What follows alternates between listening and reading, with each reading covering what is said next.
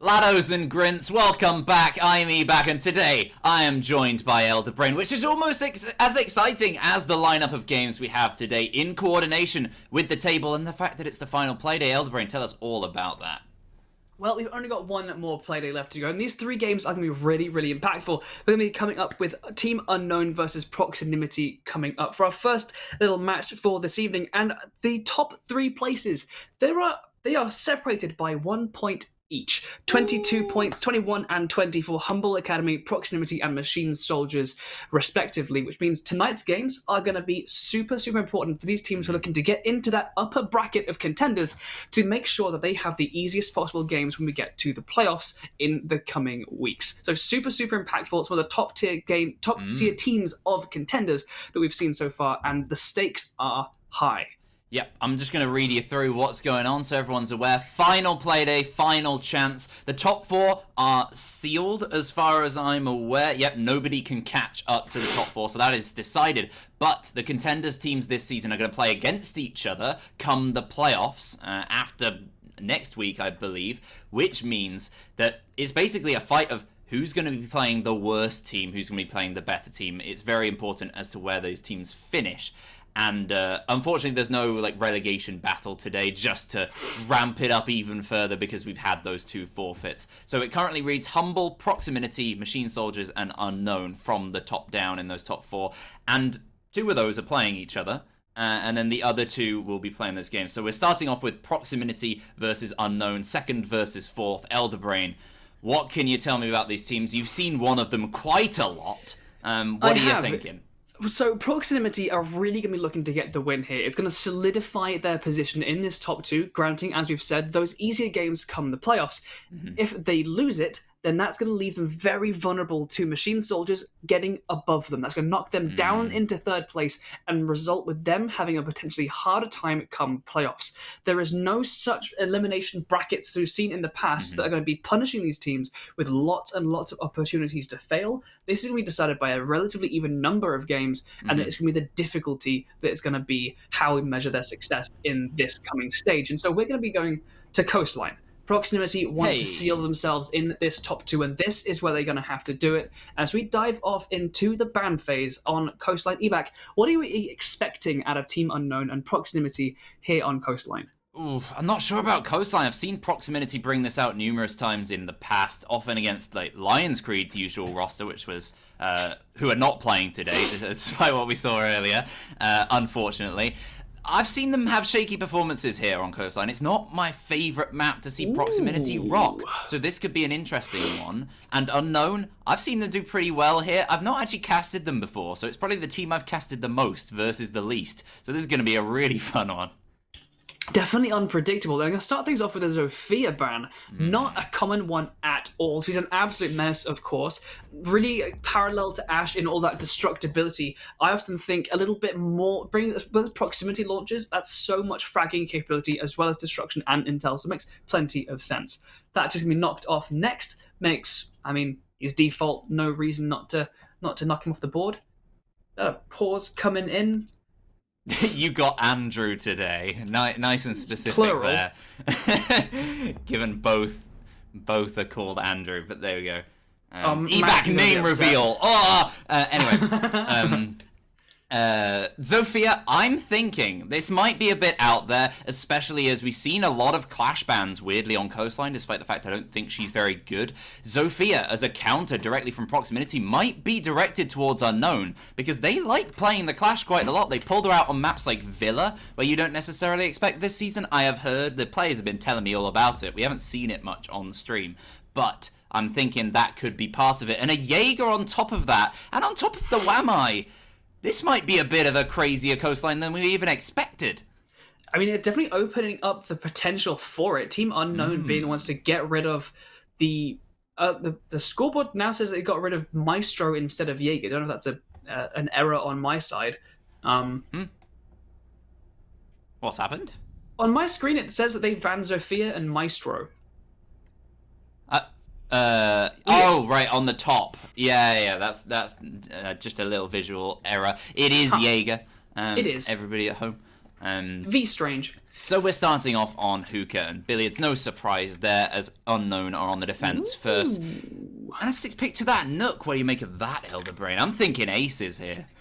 I mean, You can Aces remember that on far back. Coast, yeah, a long time ago, demonstrating from the earliest Nook play we saw in competitive, in competitive play, that ability to just move around with so much freedom, and with the Valkyrie on the board, that's going to be really valuable. Relying on that intel game for Team Unknown it opens an awful lot of opportunities for this Nook to make something happen.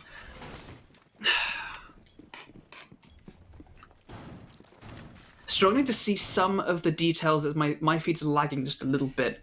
Yeah, that might be true for some of you at home. Apologies if that is the case. Well, hopefully it will smooth out nice and soon.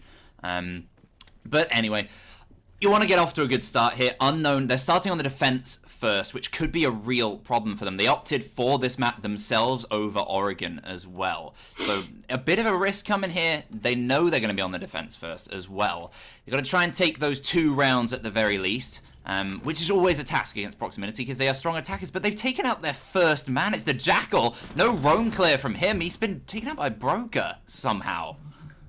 The Nooks already making their way up moving through theater towards Panel's going to engage nice and early with the player over by Master Bedroom. Nope, they're beneath. So I know the LA is underneath, going to be coming up for a flank, but that means the Nook has taken so much ground already. Well, not just that, but Mats is down on the Valkyrie elsewhere. Not sure where that took place. It looks like around VIP, where Geico has just taken on in, and you know, there's another kill for him, I suppose. Very, very strong Nook play. We're talking about Aces just romping through, murdering left and right. Well, Geico, he's got his left and right, but you know, there are other directions, and he wants to find even more kills. 3 more defenders left.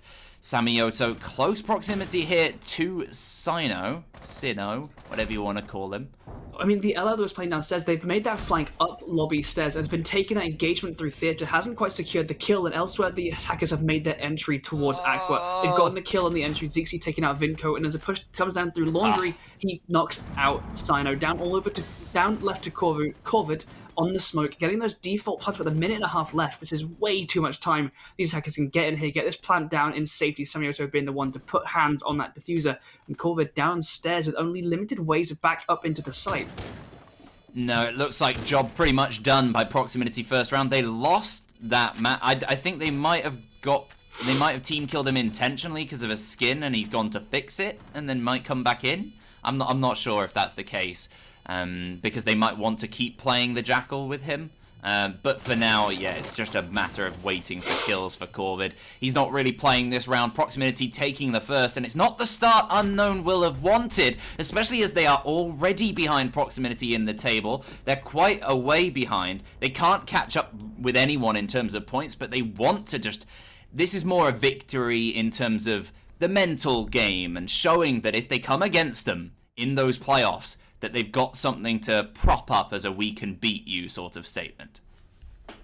Yeah, I mean, the Broker there on the butt, getting them both the first kill and the last, and demonstrating that their attacking play on coastline off to a really, really good start. Going for a quick tech break to get the missing player of Proximity back into the lobby. So I think we're going to... Oh, he's back.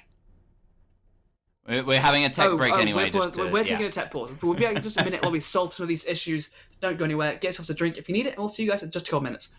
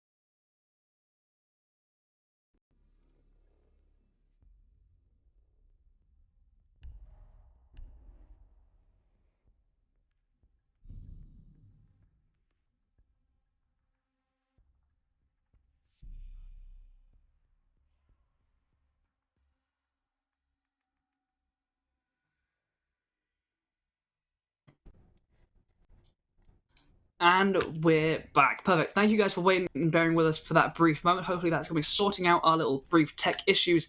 And we're seeing a bit of a switch up coming out from the defense there. Clash played me teased out and Sino switching over to Cav. It makes plenty of sense. We saw especially Geico there making a really rapid insertion through theater, and well-played Cav there might be what they need to punish that solo play. They needed to show something, because last time Proximinity team killed one and then won the round really, really decisively anyway. I mean, it was almost effectively flawless, given that they didn't lose one after that, so pretty strong from Proximinity all around, and Team Unknown, not the start they would have wanted. That being said, there isn't necessarily too much value to this game. They are set in fourth. There's not really much they can do. But as I mentioned before, you got to try and upset Proximinity somewhat. You want to mix things up and make it a nightmare for your opposition. Vinco, I think it was Sinnoh, as he said, actually switching off the Clash. Vinco, usually the man you see on him for the team, but that Zofia ban could potentially be the deterrent for that particular pick.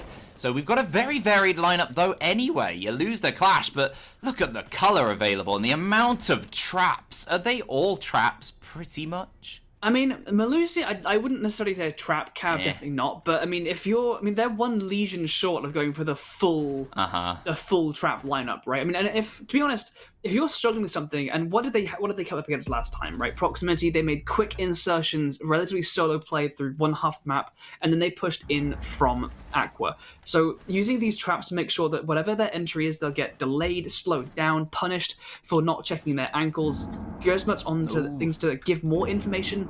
There's a lot of utility here to be used. No, Geico shuts down Sino, no opportunity to use that interrogation to get any more info, so not the star Unknown that we're looking for. And with that, Geico has gotten that control they're so seeking. But Tronfion, the player over in Capcan, is downstairs still. The potential Nitro to impact up into VIP, potentially. Yeah, but it's the kill coming out from the Frost that's going to make the early difference. The equalizer, first kill in the game for Unknown, most importantly, giving them a bit of a leg to stand on. Cheeky Frost mats I'm seeing all around the place, but more defenders falling. The Frost is down, and the Capcan on top of that. Mats, no. If he misses this. I thought he might for a second, but Samioto, completely unaware, taken one back. And the Sledge is going to escape with his life. Oh, no. I thought he jumped to... What happened there? Did he manage... No, he went prone to try and defend himself, but the shots from the Melusi were just too quick. But the coverage was there, and it shut the Melusi down in turn, leaving Matt all by himself. Broker and... Jackal and Lion in a 2 versus 1. Does it get more thoroughly unpleasant than that? To be completely known. No. He does have the diffuser in less than a minute, so it could go for playing time, but being pinched like this, spelling disaster. There you go, the pings. He shuts down one into a 1 versus 1. He takes the second fight and wins it as well. Covered. Matt's getting both of them with 2 lovely headshots from that Scorpion Evo 3. And that's the entry that Team Unknown need for this. No way did Matt just pull that out. I mean, I guess it's because he knows that I'm here. I mean, he's just a fantastic player in general, and that is exactly the sort of thing that you need. If you're going to pull out a win against Proximinity, you need individual moments of magic to carry you over the line, because the team play, as we've seen, as well as the individual moments from Proximinity, can just punish their opposition, give them no way in. So you've got to make your own way, and what a way. What a carve through from Mats there. Fantastic. And there we go. Vinco. He's doing exactly what I thought. He's bringing out the Clash. He doesn't care about the Zofia ban, and he doesn't care about the Wamai and Jaeger ban. It's such an anti-Clash setup, but he's going for it anyway. Re-punishing that slightly desynchronized push there into luggage. Really good play there from Mats. Not convincing, though. A couple early kills, but he had no business winning that. Team Unknown pulled through by Matt's quick gunning and the slightest bit of missed timing from Proximinity, but that's not reliable. We need to see something more significantly different, and they're definitely giving us that in terms of operator lineup. They're switching out this 3. They're bringing the Ella and they're bringing the Melusi reliably so far, but that core 3 is just changing up so much. It looks like Proximity is settling down somewhat into their lineup, however. We've got the Yana coming out once more. That Fuse is going to be teased away. And we've got that Lion and Jackal as well. I mean, this is mean, that's a versatile lineup, especially for Coastline, right? All that information, plenty of nades, and a bit of hard breach. You couldn't really ask for much else than that. And Lion's been just a mainstay of teams this season across ECS, across maps. I love his newfound prevalence in teams. And it's doing that thing that you always used to talk about last season especially, which is he helps you win fights. And Proximinity are using him to that effect so far. Only taking the one round for it of the two. But now we're in Penthouse, potentially an advantage for the defenders. But Proximinity, they find their first. Forgotten. No impact in that first round from being taken out of the game. But he's the first one to strike onto this Rook. Yeah, you have a bit more armor to beef up, but that quick entry and quick gun on Forgotten is going to make quick work of it and give Proximinity this foothold over by Hookah that's going to let them get these drones out, get this information. But a clash and the supporting player is going to be difficult. Elsewhere, Corvid picks up the first kill for themselves, getting Gaiku off the map. But this elbow play with the clash should be very difficult to deal with unless a misplay punishes them for, I don't know. If we were playing that position, I'd feel confident. Maybe wrong. It's a pretty strong clash spot, but a simple pinch can do the trick. Mats does have the support across the way from Sinnoh on the Ela. Lots of flexible roles for both teams in terms of who's playing what operators and what operators they bring. Will that be equally stable with who's getting the kills? A trade either way. A lovely shot from Mats again. And Vinko pulls away the shield and takes down one. But he's shot down in response by Broker. Another trade and a 2 versus 2 we find ourselves in now. Theatre versus Penthouse, it seems, as full control of the map has been taken by Proximinity. I mean, gotta compliment that clash play, to be honest. They lost them eventually, but 2 kills as they retreated back to site and keeping it in a 2v2, wasting that much time. Gotta compliment it. I mean, these angles opened up. Matt's actually leaving the site to try and make use of them.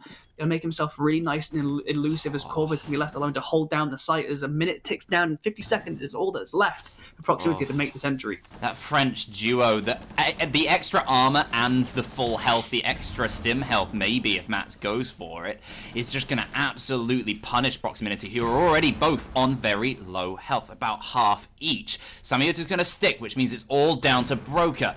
Bit of a misplay last time, saw Mats pull it out, but he has the support of Corvid. Corvid loses a lot of health, but Samioto loses his head. 2 kills from Mats. Again, he pulls his team back in. Another round won by the incredible play of that man. Unknown. Back all the way from the disadvantaged position now in the lead on Coastline. I mean, he's carrying the armor, he's carrying the stims, he's carrying the rest of the team. I mean, so elusive there to jump out of the site. He didn't shoot off those Excaris, hopefully trying to conceal his position, and then they both left it. They have the Lion, which is perfect for covering that kind of maneuver, that if it was out of EU1Ds or just overlooked the opportunity to use it. But either way, Matt's punishing again at these tiny mistakes Proximinity are making, and Matt is just jumping on them, and Team Unknown they can't thank an awful lot more than that for the current round lead that they've taken now on going into round 4, leading with 2-1 so far. Blue Bar and Sunrise we are going to next. Unknown winning out Penthouse and the other top floor site in Hookah. Now they've got to do some bottom floor stuff. You'd expect maybe a kitchen coming along. I haven't seen a Blue Bar in a little while. I'd like to see what they've got up their sleeves, because the strategies coming out from Unknown, they clearly have some sort of plan, or they're just going completely wild. Either way, working out for them quite a bit. They're catching off Proximinity, who I think, by what we've seen so far, are expecting a much more static playstyle. I mean, you definitely need to be locking down Mats, and with both Jackal, Lion, and now Samioto stepping over to the Nomad in getting rid of that hard breach and getting rid of the Nomad instead makes plenty of sense. Hopefully that's going to work for them and shut down Mats is really, really fluid. I mean, Coastline is the perfect map to be that, right? To be fluid, to be super, super mobile, to be everywhere at once. It's a map that really facilitates that, and Nomad, you kind of need to bring it. I'm surprised we might end up seeing a gridlock for this as well if he keeps on. Yeah, slightly less prevalence of Nomad. I think a lot of teams just opting for what the Lion can give you. The Jackal not taken out early on. Pretty good effort from, who was that? Vinko throwing the C4. But, as you said, Matt's taken down nice and early. That's exactly what Proximinity need to do. And when they've done that in previous rounds, they've only done it once and they've won. So that's a good start, and a really good start now as they picked up a second. I mean, it's all they needed, really. A slightly aggressive position there on that desk by the service entrance.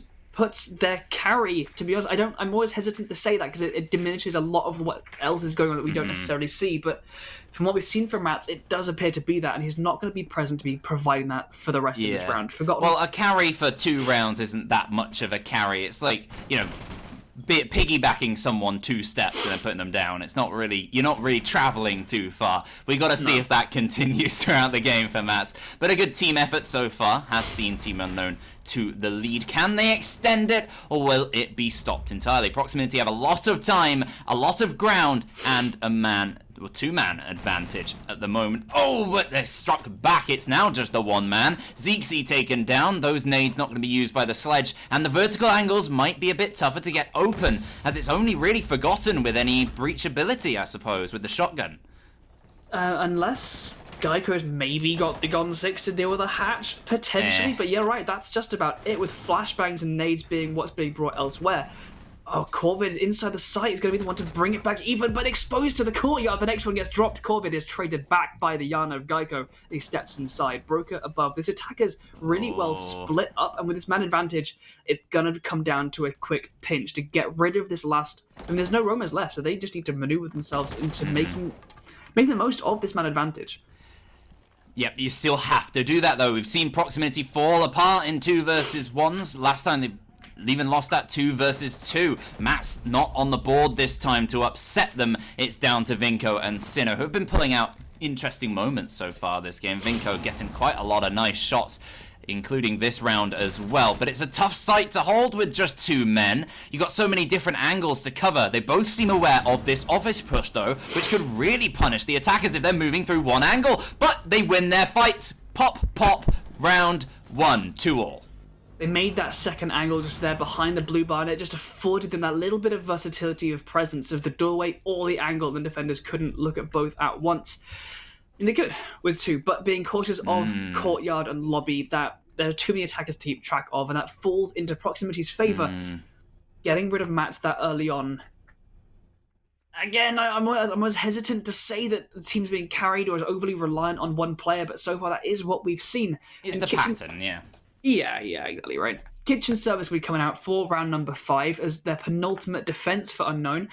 Again, we've got the Ella and the Malusi, and we're switching up again. Vigil, Valkyrie, and Caviera. Intel and Invisibility is the name of the game, and with both Vigil there to evade Lion and Cav to evade Jackal, it's going to be what they need. Aside from Mats, what do they bring in that's going to overcome Proximity right now? I'm just thinking this is one of the most pivotal points for Proximinity. They need to win these 2 attacks, because relying on defenses, despite the strong plays we've seen, I've seen them play very strongly on defenses here in the past, but you can't rely on that on a coastline win, where they have to win to keep up with Hmble. They want to stay ahead of Machine Soldiers. All they need to do is beat their result by a point, I suppose, to stay ahead. If they're on equal points, they win, because they beat Machine Soldiers last week, and the individual record is the thing that separates, not round differential this season. So Proximinity, they need points. They need a win here, because Machine Soldiers, you can't guarantee that they're not going to beat Hedgehog Peak up next, who also don't really have too much to play for in terms of standings either. So Team Unknown, they're in a great position for an upset here, and it is a lot of pressure on Proximinity,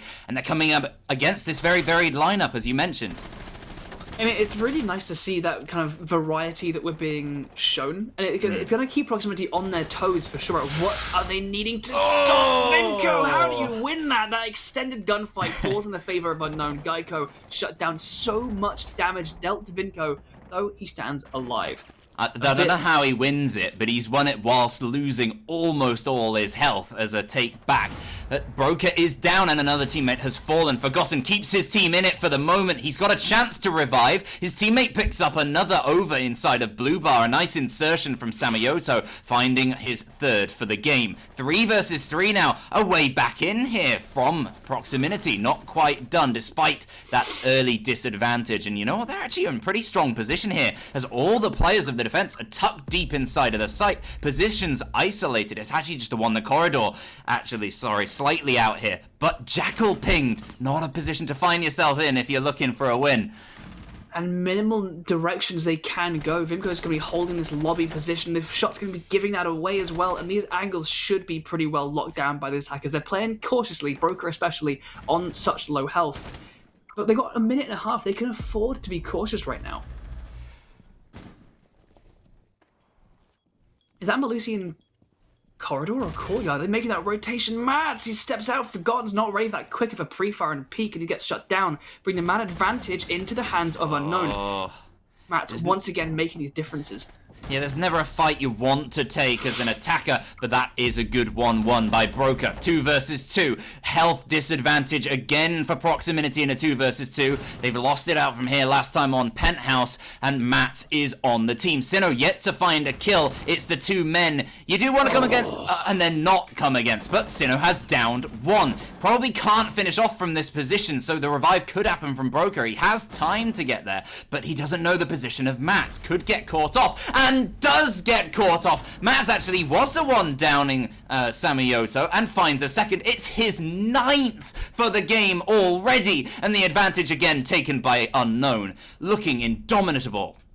I mean, it's just those moments of really quick aggression that they're just not ready for right now. I did a Proximinity with indomitable. I said indomitable, like Proximinity for proximity. Dear me. That's getting me in some bad habits. I'm gonna take it up with them later on. Man, Matt is just he's looking like a player that it's like he's just been running some T-hunts and has just been clicking on heads and is absolutely warmed up and hasn't broken pace coming into this map. Everyone he comes up against, he's just like, I've got this. I mean, Siege has always been and it always is a game of emotion and confidence. And when you see someone who's just like is switched on and is feeling good, you can just see it. And Matt's right now is doing it, and man, the Unknown need it right now.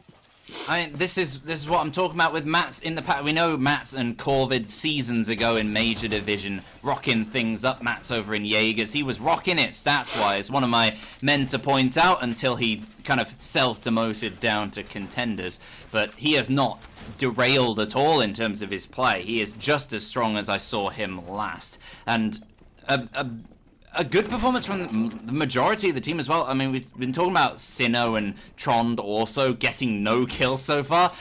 I don't think that's due to them playing poorly at all. They've been in great positions, doing solid plays, but the kills are just being swept up by their teammates. There's none for them to get, especially the likes of Mats, who is now trying to find his 10th by doing a very, very aggressive peak.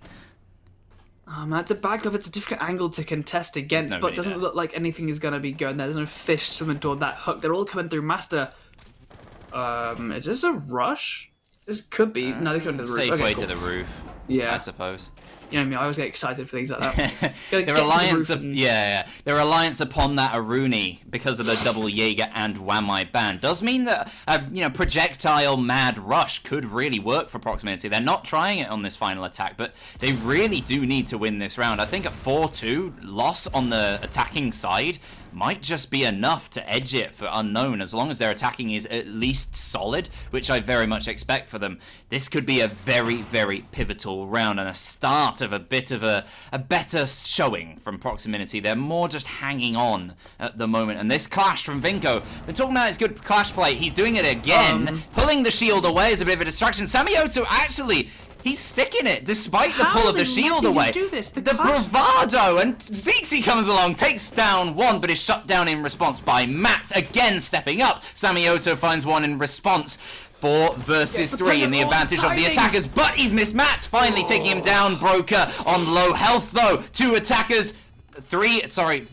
defenders now down to 1. 4 versus 1 we find ourselves in. It's all down to Corvid, shut down by Samioto, and we were talking about a rush play. It wasn't necessarily a rush, but it was very quick and very effective. I mean, they just saw that there was no real denial into Guitar Hallway or the drop down from showers, and they just window, hatch, in through Guitar. There was no VIP presence to step in and sweep that up. They just took the ground immediately. I don't know how Vimco decided to just get the shield on the back and just sit there, rather than try and take the kill on the exposed Nomad. I mean, I guess it was like fearing the cover from the window, which is, I'm sure, valid, but... Surely trying something is better than nothing. It's just that's one of my favorite Samioto moments, and I've seen some Samioto moments, dear me. But sticking the plant, Clash in front of you, pulls the shield away, and you don't stop. That is the most team confident thing I've ever seen, and that really comes to show the confidence Proximinity have in each other as a lineup. They haven't changed in quite some time. Like, I've been casting Proximinity since I started casting. That's like 7 months or so, and they've only done one roster change, and that's Forgotten. They swapped him for Element quite a long time ago as that kind of flex/fraggy sort of player. He's done a great job. 3-all at the split. Proximinity, can they transfer some of that team play here over to the defense? Because Unknown, I'm thinking something wild's going to be coming out here. I mean, we've got an Amaru and a Lion, so I'm expecting something. I mean, my initial expectation would be to see Matt's going very aggressively. He's got the F2, which is going to be a very powerful weapon, especially in his hands. Well, Elderbrain, what I'm thinking is Unknown. Nothing to lose, really, I guess. You're on Coastline. You're bringing like Blackbeard and Amaru. Like you're on attack. Like, come on, they're gonna be doing something wild. I mean, definitely aggressive for sure, right? There's no question. And here comes come. It's going to go for a luggage jump. Is he maybe waiting for a call from a drone, perhaps, to make sure it is clear? Nearest player is going to be Zeke by Theater, I believe.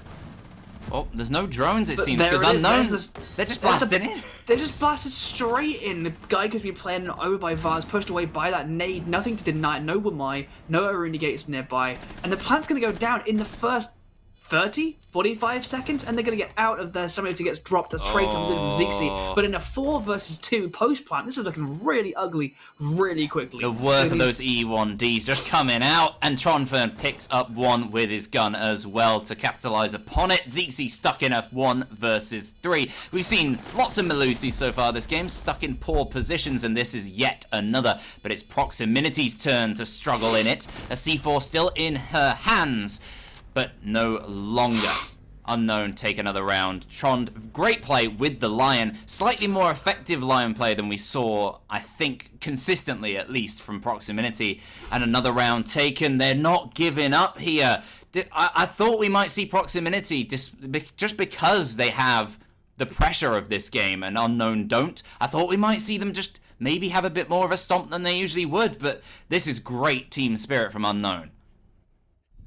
It's looking just like they've realized that Mats is kind of leading the charge, and he's not alone entirely. Corvid and Vinco are getting some. Tron and Silo struggling a little bit, but when you jump on those opportunities, which is really what Lion facilitates, right? It's like you're not in position, we're taking this, and you're not coming back. You are giving us a couple seconds, which is really all they need to get in, get the plant down, and then take the positions that they want. And it's in their hands, right? The round, the pacing, the tempo is all up to them. And we've lost the Amaru. We've gained a Ying, which doesn't really entice me to believe we're going to see a slowing down at all. No, definitely not. If you're bringing the Ying, you want something quick and groovy. And it's usually a mix. I've seen a lot of terrible Ying plays in ECS over the years, over the seasons. I suppose not quite been here that long yet. I guess almost. Oh, that's kind of not a million miles off. That's wow. We've been doing this a while. We have, yeah. I'm surprised. I love seeing strange lineups and people mixing things up. The fact that we've got really Smoke and Melusi as the only like mainstays. We've got really the Warden and the Valkyrie coming out for extra intel, a bit of denial. We haven't seen a single Wamai. Oh no, he's banned. That's why. Jaeger and Wamai are banned. Yeah, the reliance is upon that Aruni, and it's going to be a bit of an issue potentially for the defense of Proximinity. They find the first, but one is found in response. Corvid finds his 6th of the game, and Team Unknown, the kill's relatively unbalanced for them, but they're still playing pretty well, and it doesn't seem to be that much of an issue right now. It's down to Proximinity to keep fighting strong. They've got a lot of good operators here, and as you mentioned, that Ying is now off the board, and the Warden not necessarily as specifically useful for that, But I suppose there are some stuns and smokes around. They've got He 4 doesn't impact smoke grenades, so a Warden could make a really big impact if they go for a smoke-covered plant. But to be honest, that's a really good trade for Proximinity. They've lost the Nitrocell in Zixxi's hands, but with no Jaeger, no Wamai, losing the Ying, you've lost a massive ability to take advantage of that lack of projectile denial. So I'm going to be pretty happy if you're Proximinity at this point. Relatively, 1 minute 45 as well to work with. It's a pretty comfortable position, but Forgotten has a player right next to him. I'm not sure if he's quite aware. It seems like he is. The stuns, though, come towards him. No ADSs, no magnets, no life for you, Forgotten. Easy kill for Trond, and he is using his utility. Fantastic today. Defense or attack. Every little bit. Secondary, primary, there you go. He mops up another couple of kills. Easy peasy. The advantage now taken for Unknown.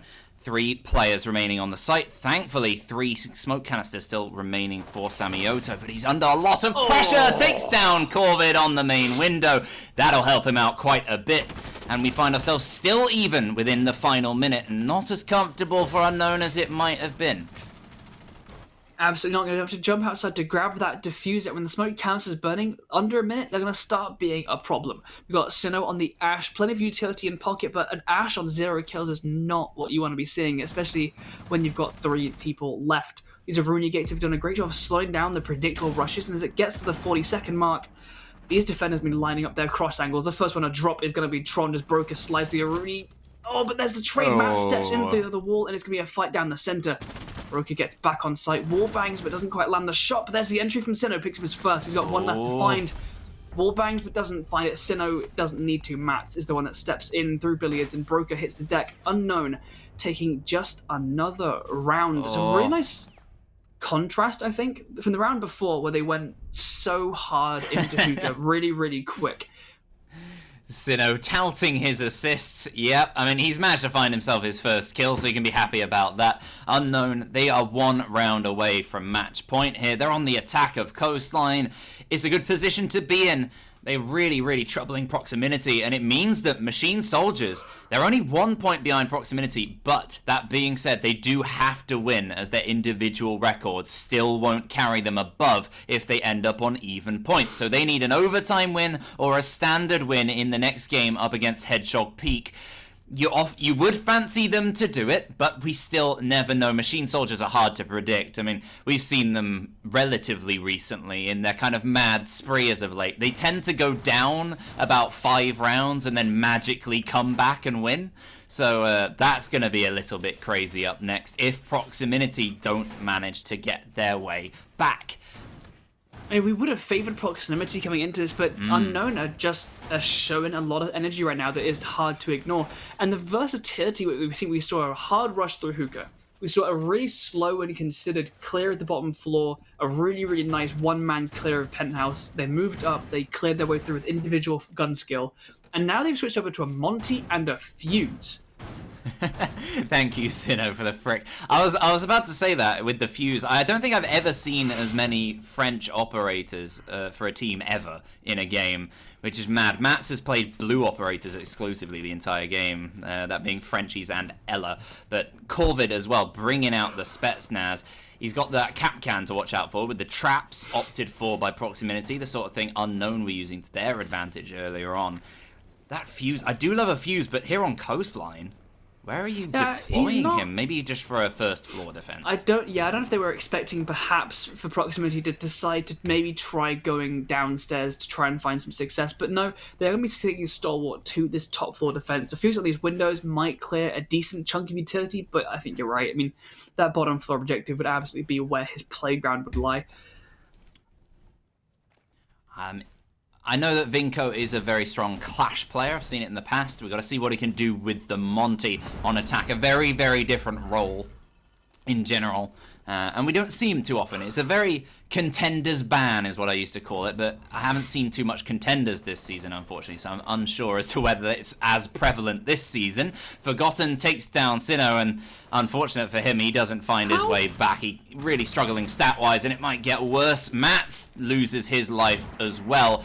No second man, an interesting C4 toss, just in case there's a second. Maybe he was trying to lob that into luggage to maybe find a supporting player, but it doesn't work either way. 5 versus 3, though, still an advantage for these defenders. And Geico backing away because he believes the Monty has support.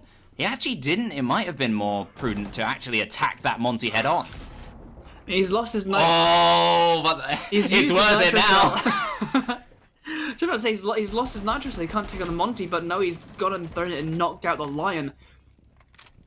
Corbin gonna step up and you put that AK-12 to use, though, step up through that window and get a shot onto Zeke's, bring the man count a little bit closer to even, but still quite a long way to go. Samioto shuts down the Monty, gonna get aggressive with the pistol, and he's caught it all by himself. What a day Samioto is having. He's hit some fantastic shots, but also just the teamwork from him in general as the man of the IGL is the term. I suppose the team captain, really leading from the front. I mean, we've spoken with him in the past. He's a great lad, and he's really having a ball right now. What's Geisha? So that's providing important intel to the rest of the team. I thought my feed had frozen, but no, everyone's just sitting exactly still as Corvid is holding an angle outside of Hookah, just waiting for a free move before he can come in. But they're not offering it Proximinity. They're biding their time, and Samioto finds his 9th. And a good way back in here for Proximinity, proving, despite the fact I'm building up towards this unknown win, they're still in with a good shot. They're absolutely not leaving them in the dust by any means. Proximinity close on the heels, and this might end up being a defensive side of Coastline. You don't see that very often, but, you know, it's the sort of thing I'm not surprised by any Contenders team. The most surprising thing today is all these crazy lineups, and if you're showing a blitz, do you pick the blitz? It's a risky one. I wouldn't necessarily expect it, but who knows today? We've got the gridlock as well being opted for by Sino, which I'm often surprised we don't see a little bit more of on quite a few maps. She's very effective on like a cafe, for example. Very good here on Coastline as well. If you're not bringing that Nomad, which we haven't seen today really very much. We saw a little bit of it with, I believe, Geico earlier.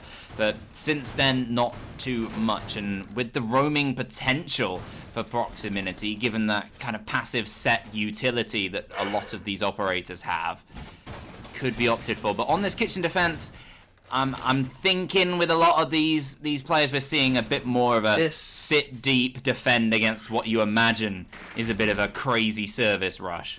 Oh yeah, I'm thinking very much the same thing. We got the stuns to clear anything they might have, though there's nothing there to deny it. We've got some nades to clear up potentially that shield, and then it's 6 smoke grenades, a gridlock, a blitz, and a glass to make use of it. We've got the Warden to potentially be the counter to that, but that's one man with an MPX and a line of sight up against the rest of the team.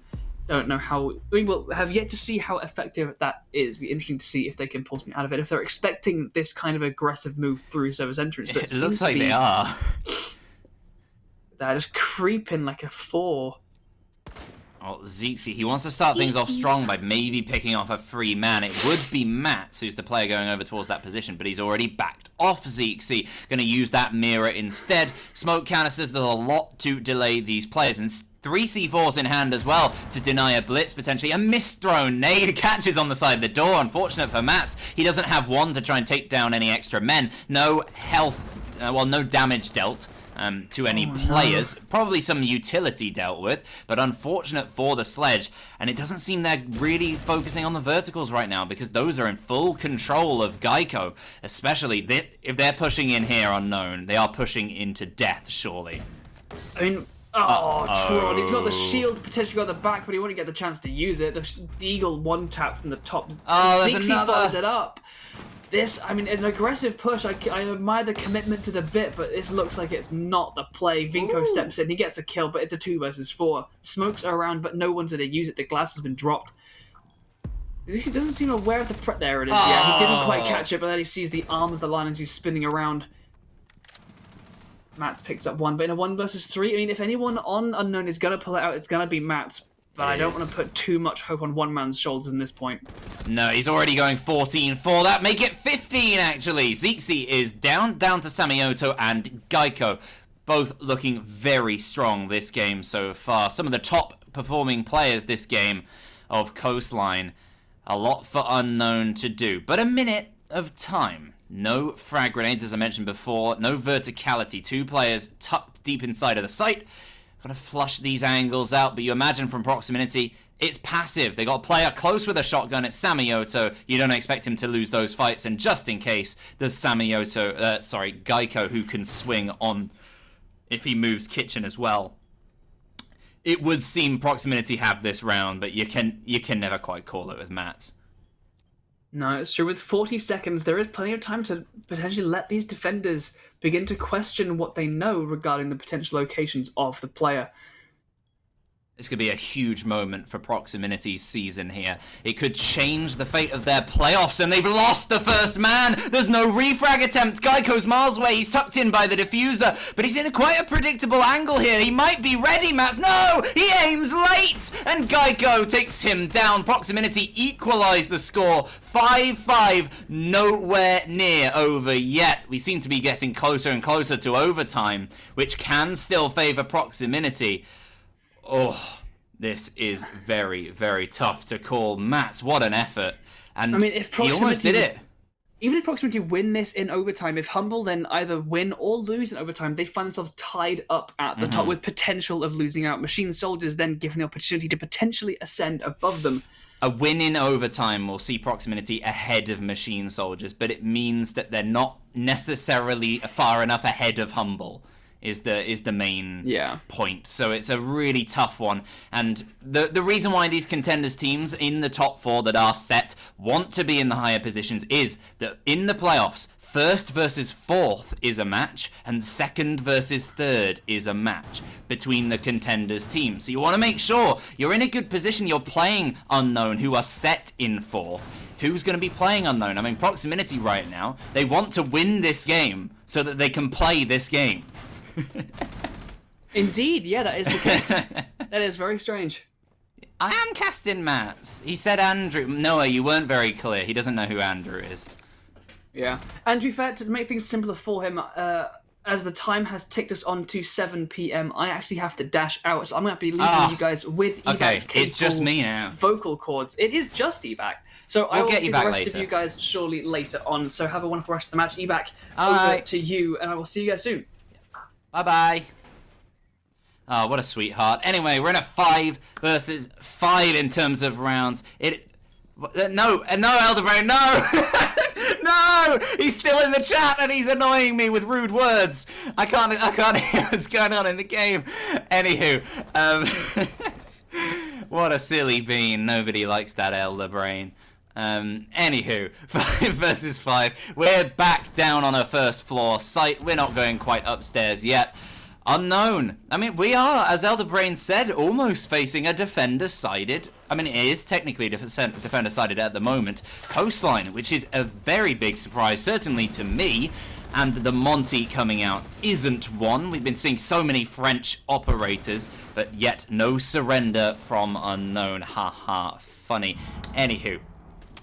Lots of positions being held by these defenders. One less now that Geico has fallen. Broker could be pivotal here if he loses his life. Trond, oh no. The ever so slight cap of Legion's head just taken down, and it's another man lost for Proximinity. Unknown, they're edging towards match point, stepping now, striding further, closer and closer, and now they're into a breakneck sprint. One player remaining, it's all in the hands of Zixi. He can't deal enough damage with body shots of the MPX. You're never gonna do that much, and a flawless round from Unknown sees them that little bit closer to upsetting Proximity's party. And we were talking about the importance of overtime. Proximinity, now that they have match point against them, they've lost that potential point. Even if they do come to win, they can only get 2 points here. They will still be ahead of Machine Soldiers if they do win, regardless, whether it is overtime or not. But they're going to need to find 3 rounds a minimum, and they only have 1 to lose. And if they lose that 1 now, they're in serious trouble, because then it all comes down to the next game. For everyone just to be aware, our games today, we've got this one, of course, which is a good trend setter to see what's going on with this top 4. But then immediately afterwards, we have Hedgehog Peak versus Machine Soldiers, which is cancelled. Oh, why is it cancelled? Has somebody forfeited? Or is it rescheduled? Oh, Hedgehog. Oh, well, this is very interesting. What a turn of events, ladies and gentlemen. I've been building up the next game because that will make a big impact. Well, it will be very impacted by this game, but that one's already been forfeited by Hedgehog Peak, which means that Machine Soldiers have a win. They were in third below Proximinity. They are now on 23 points. They sit technically top of Contenders, 1 point above Hmble, and currently 2 points above Proximinity. So they're going to need those two to push themselves up. Otherwise, they will be in third position, and they will be facing that team up in first position. Wow. No, they'll be facing, one in second position. Hmble, though, will be the game later. There'll be an hour break after this game, and then we will have Hmble Academy versus Adria Rising, which should be a really interesting one, as Hmble currently are sitting just in second, and Adria are technically, I believe, sitting in bottom. And that is a good chance for them to upset the league table. And Matt is really upsetting Proximinity, really putting a huge dent in their chances. We're on match point here. Proximinity, this is not the time to be losing men early on a hookah hold. 3 versus 4. All their chances in the hands of the 3 remaining men make that 2. Broker and Samioto, now just Samioto, quad kill for Matt. He's just running rampant, 21, 22, an ace for Matt, and a terrible situation for Proximinity. Unknown take the win. Machine Soldiers are safely above Proximinity in the table, all down to Hmble to decide these top 4. Wow, oh wow, it's a shame Elder Brain just missed the end of that, but congratulations, Matt. Congratulations everyone involved. That was a fantastic match, but you cannot ignore a 22 kill game. 5 deaths as well. That is a KD improver. I know he keeps his own stats, so I'm very interested to see what they read like at the moment. We've got a very beautiful Elder Brain sitting here, sitting very pensively, debating what this could mean for Proximinity. Well, it means they are set. Unknown and Proximinity are done. 4th, 3rd in that order, Unknown, Proximinity. It's now down to these top 2 Machine Soldiers. They've played their game, they've had their forfeit win. All down to Hmble, which will be in about an hour or so, up against Adria Rising. This is going to be a very pivotal game because it will decide who is playing those 2. Who wants to play Proximinity, who wants to play Unknown in the first stage of the playoffs. That's going to be very intense. And to save you from looking at Elder Brain all pensive and thoughtful, I'm going to throw it to a nice long break. Come back in that hour and we will have a great game for you. See you then.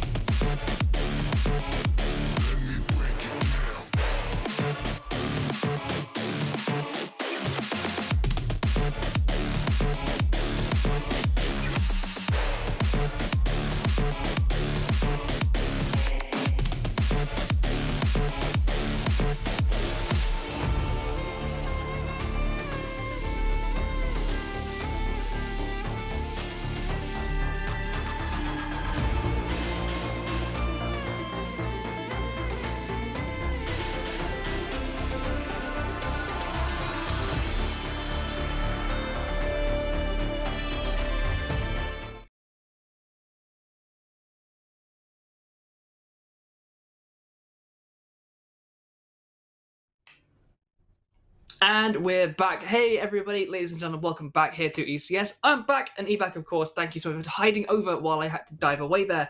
EBAC, we're coming up into the last game of the night. The one earlier on was controversial. It subverted expectations, especially with the outplays of Mats over there on Coastline. But we've got one more game for us this evening. What is it, and how are we feeling about it? Well, it's not just the expectations that were subverted, it's the league table. Those bottom two positions of the top four have been finalised. Nobody's changing them. We've got Unknown in fourth. We've got Proximinity in third. And now it is Machine Soldiers at the very top on 23 points. Hmble Academy playing now against Adria Rising in second on 22. They are 1 point behind.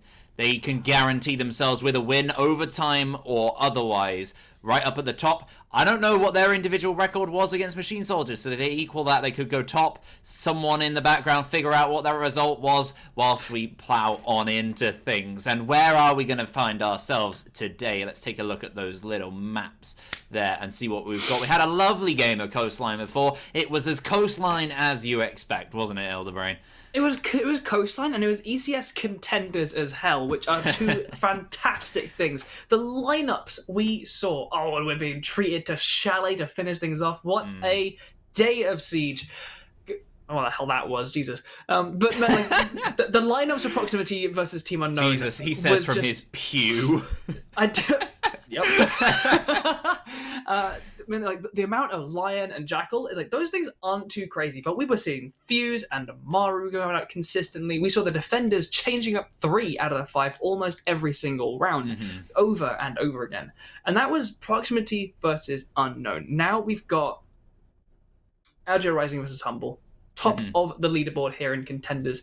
On Chalet, people have been figuring Chalet out. It's an absolute heaven for soft breaches. So maybe learning from the previous game, maybe bringing that Zofia ban might be fruitful. And we've had the opportunity to see plenty of Chalet played at Invitational at the highest echelons of competitive Siege. So it'll be interesting to see what people have learned from that. Any strategies that might come across and become more popular than what we've seen previously. Well, speaking of high-level Siege, I mean, we've seen a decent amount of Chalet in Majors, and that is the highest player round that you're going to see. We've seen, like, sledge bans. I've seen all sorts, like, lots of different teams going for lots of different things. Chalet is one of those games, one of those maps, where virtually anything is on the table, which also means that virtually anything can be off the table as well in the ban phase. So it's that just could a very be bad a big thing. Table.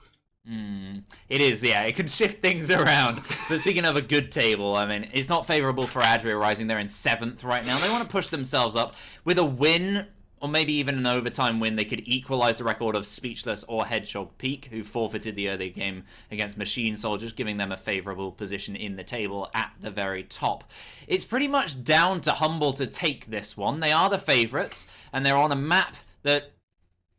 it's quite loose. It's quite tough to tell, really, who has the advantage here, as we've not seen too much Contenders this season. So that might be the advantage for Adria. Maybe they're a team not as rehearsed on other maps, and maybe they have put all the effort into figuring out how to master this brand new map and make it their strong point.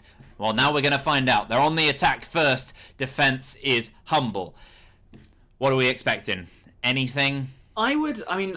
the Thatcher, a hard breacher, blah blah blah, etc. Yeah. etc. I'd like to see a sledge, maybe a buck ban. There's so much soft floor and so much work you can do with soft breach on this map.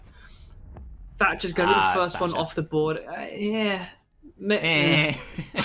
I've seen Nomad bans here as well. There are some arguments as to whether that is a useful ban or not, because Nomad's really tough to use here. There's lots of angles where you can actually just shoot out jabs pretty comfortably, whether it's soft floors or little cheeky angles you can get. So that's a debate. We might be seeing that from Adria Rising on top of that Jackal, but no, they're going for the Jackal, which means that they've got that ability to just move around without being pinged as directly, at least not via Jackal's Inox. They've still got to worry about those drones, as no pest or jammers have been opted for as of yet, ban-wise. I don't expect that we'll see that. I'm thinking more a mirror. And you'll be absolutely right. Should be the next one to fall off. I mean, we've got one defender left. Yeah, this isn't looking like an incredibly... This is not a line of bans that screams out to me that these guys have a particular plan in mind. These are vague. pretty versatile. Yeah, they're pretty generic. Thatcher's going to let you keep those walls longer, closed quite a lot longer. Jackal, free up that roamability quite a good bit. Nura and Wamai, just very versatile, very powerful defenders. Get them gone. Simplify the game. Simplify the strategies just that little bit more. Yeah, I've seen a lot of Wamais lately just holding the bathroom on the top floor. It seems a favoured spot, whether it's in the bath or outside the bath. It's a very strong point for a lot of players, and we're not going to be seeing that today. Wamai is gone. It's not the Wamai and Jaeger combo we saw in the previous match on Coastline, where it was nade chaos. Jaeger is available and is being picked by Alec. I'm going for Kaigoz with that name. Yeah, I'm other thinking than that, so it's as all well. good. And it's Andrea because he's Italian, I believe. I believe Hmble are Italian. But yes. Cool. Good stuff. Perfect. And Master Bedroom will be our first up. As we mentioned, the Mozzie not banned out. We're going to be bringing that one as well to bring a bit of that drone denial. The attacking lineup looking very, very standard, very versatile. Definitely plenty of hard breach options and the triple soft breach. You really can't get much more than that unless you want to maybe bring the buck on top of it. But that's going to get them so many options to open vertical angles from below. We've seen, especially at higher levels of play recently, lots of people putting so much attention in holding onto the Solarium stairs. Breaching from underneath that into main garage, you can absolutely crack that hold in two, and they have plenty of stuff there to do that with. There's a lot they can do with this defensive lineup. It's pretty passive. It's going to be down to some of those roaming players with their passive utility. See what they can do, really. Try and see how they can delay as best possible. As I'm interested to see what Adria do. I've not seen too much. I've seen Chalet at pretty high levels of play more than anything else, so I'm interested to see how it is affected at this level as well, and how much inspiration maybe they've got, as you mentioned, from the Invitational so recently. Fingers crossed plenty. And they start things off by getting up and droning out a bit of this library side region, getting some drones in the back, up in the top. They haven't opened a hatch on the side of the defense to hold up that angle toward that big window. Hearing the glass go, once he's going to be now there below, Andrea is facing up. But they've got Ganti down below as well. A lot of angles here for this multi to keep an eye on. But it's Simo elsewhere near Solarium says taking the first punishment. Oh, it's a lot of damage. A lot of health lost for Simo, but he's just hanging on with that 1 HP, and he's still got a Nitro Cell. But, if he could find a head, that would have helped, but he's taken that. It's actually Andrea, sorry, I'm confused by that. The Andrea SMG-11. and Andrea both being on the scoreboard is a little bit confusing. It's Adria Rising, and there's Andrea on the side of Hmble. Yeah, Andrea, I need to get that right. There. Oh well. Anyway, he's down. 4 versus 4 now. Indeed. With about just almost half the round gone, these defenders have... This is actually a nice little setup here with the shield facing down towards that library stairs corridor area, and ADSs to stop that breaching effort to get rid of that shield. With no pressure coming in from that kennel balcony, we do have an attacker over there, but not pushing it just yet. That's going to give that defender plenty of freedom to just use that shield to hold them off. But yeah, it looks like Unfriendly Buddha's over there, primed and ready to crack that part of this defense open and begin making that execute toward the site. aggression from this smoke here. Could get caught off, but he's going for the aggressive move in the hopes that he can catch off Hertz. It doesn't seem like he will do. Just holding long angles at the moment, Adria Rising. They're a bit slow, which could come to punish them if they end up trying to rush in. As I mentioned before, a C4 still available for Simo, who was downstairs prior. I believe he's backed off since and is now nice and close. The breach is wide open, but the smoke is still sitting within it. Kaid close behind. It's just a battle of long-held angles and a battle of attrition as well. All the utility now slowly dwindling down for these defenders, but no ground taken yet, and no kills for the attackers. They're instead losing men, have traded it out, thankfully. Buddha gets one. 3 versus 3, 30 seconds. A lot of fights still to take place. It's going to come very close. The smoke canisters giving potentially an advantage on one area, and Ganti, he's pushing towards 2 men. He takes the first. Can he find the second? He pulls out the pistol, but he's taken down by Alec.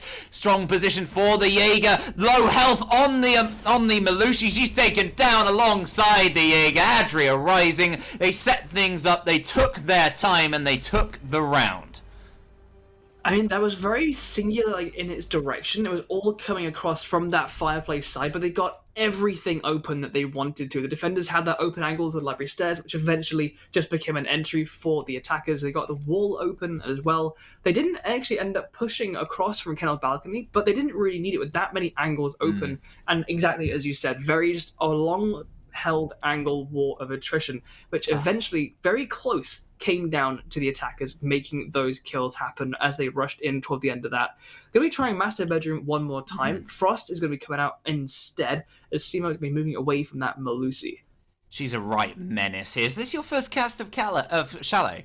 It might be my first. I believe it is the first time. Yeah. It's definitely our first as a duo, which is nice. It is really good fun watching Chalet, just because there's so much variety of what you can do, and that's the first time I've seen a round go like that on a master attack. I've seen a lot of different things. There's a lot of people who like to favor, a lot of teams especially, who like to go for that Solarium move, or like to take underneath and put a lot of pressure on there, but a pretty simple north versus south kind of move there, and it was very balanced and very dramatic in the end. A bit of that from Adria Rising will be good, but you imagine with the adjustments Hmble will be doing here, they'll be prepped to defend that exactly, and then hopefully have a bit more resistance elsewhere. As you imagine, Adria, they wouldn't do the same thing exactly twice. You'd hope so. I mean, we're going to get a Valk Cam outside over by Fluke Balcony. It looks like a similar shield setup looking towards the library corridor. I'll try and remember that. Oh, but that camera really spotted perfectly. Probably on a drone there by Unfriendly, who was there on Fluke Balcony last time. You haven't got the same angles set up. I'm wondering whether or not Adria are going to go for the exact same take across from the south side, or if we're going to see at least one, maybe two, heading up Solarium. Maybe late round as a late round adjustment. Ooh, early round though. Big problem for Alec. He was the last man alive last time with some crucial kills as the push came in, but he's very isolated here. Thankfully, he has frost mats on either side. The hatch is open, through which you can get an angle from downstairs in games to counter the window as well. The players will know that of Adria. They're probably aware there's nobody down there. They're down there themselves, but they're falling. Ganti's taking out a nade, takes down his own teammate. Misplay from the sledge, and a real missed chance here as Alec has managed to sneak away, almost thankfully rescued by the sledge, correcting that earlier mistake, but a lot of men lost and a really poor start to the round for Adria. Almost half the round gone. The Jaeger did such good work there, like chipping away to them, and Hertz got that kill, but look how low that health is on the sledge. Still got a nade in hand. That hammer is going to be really important when it comes to this mid-late round. Even this shield. How is this Adria able to put in the guys with Simo on the stairs and support? Pushing out a library here anywhere other than mezzanine is going to be really difficult for these attackers.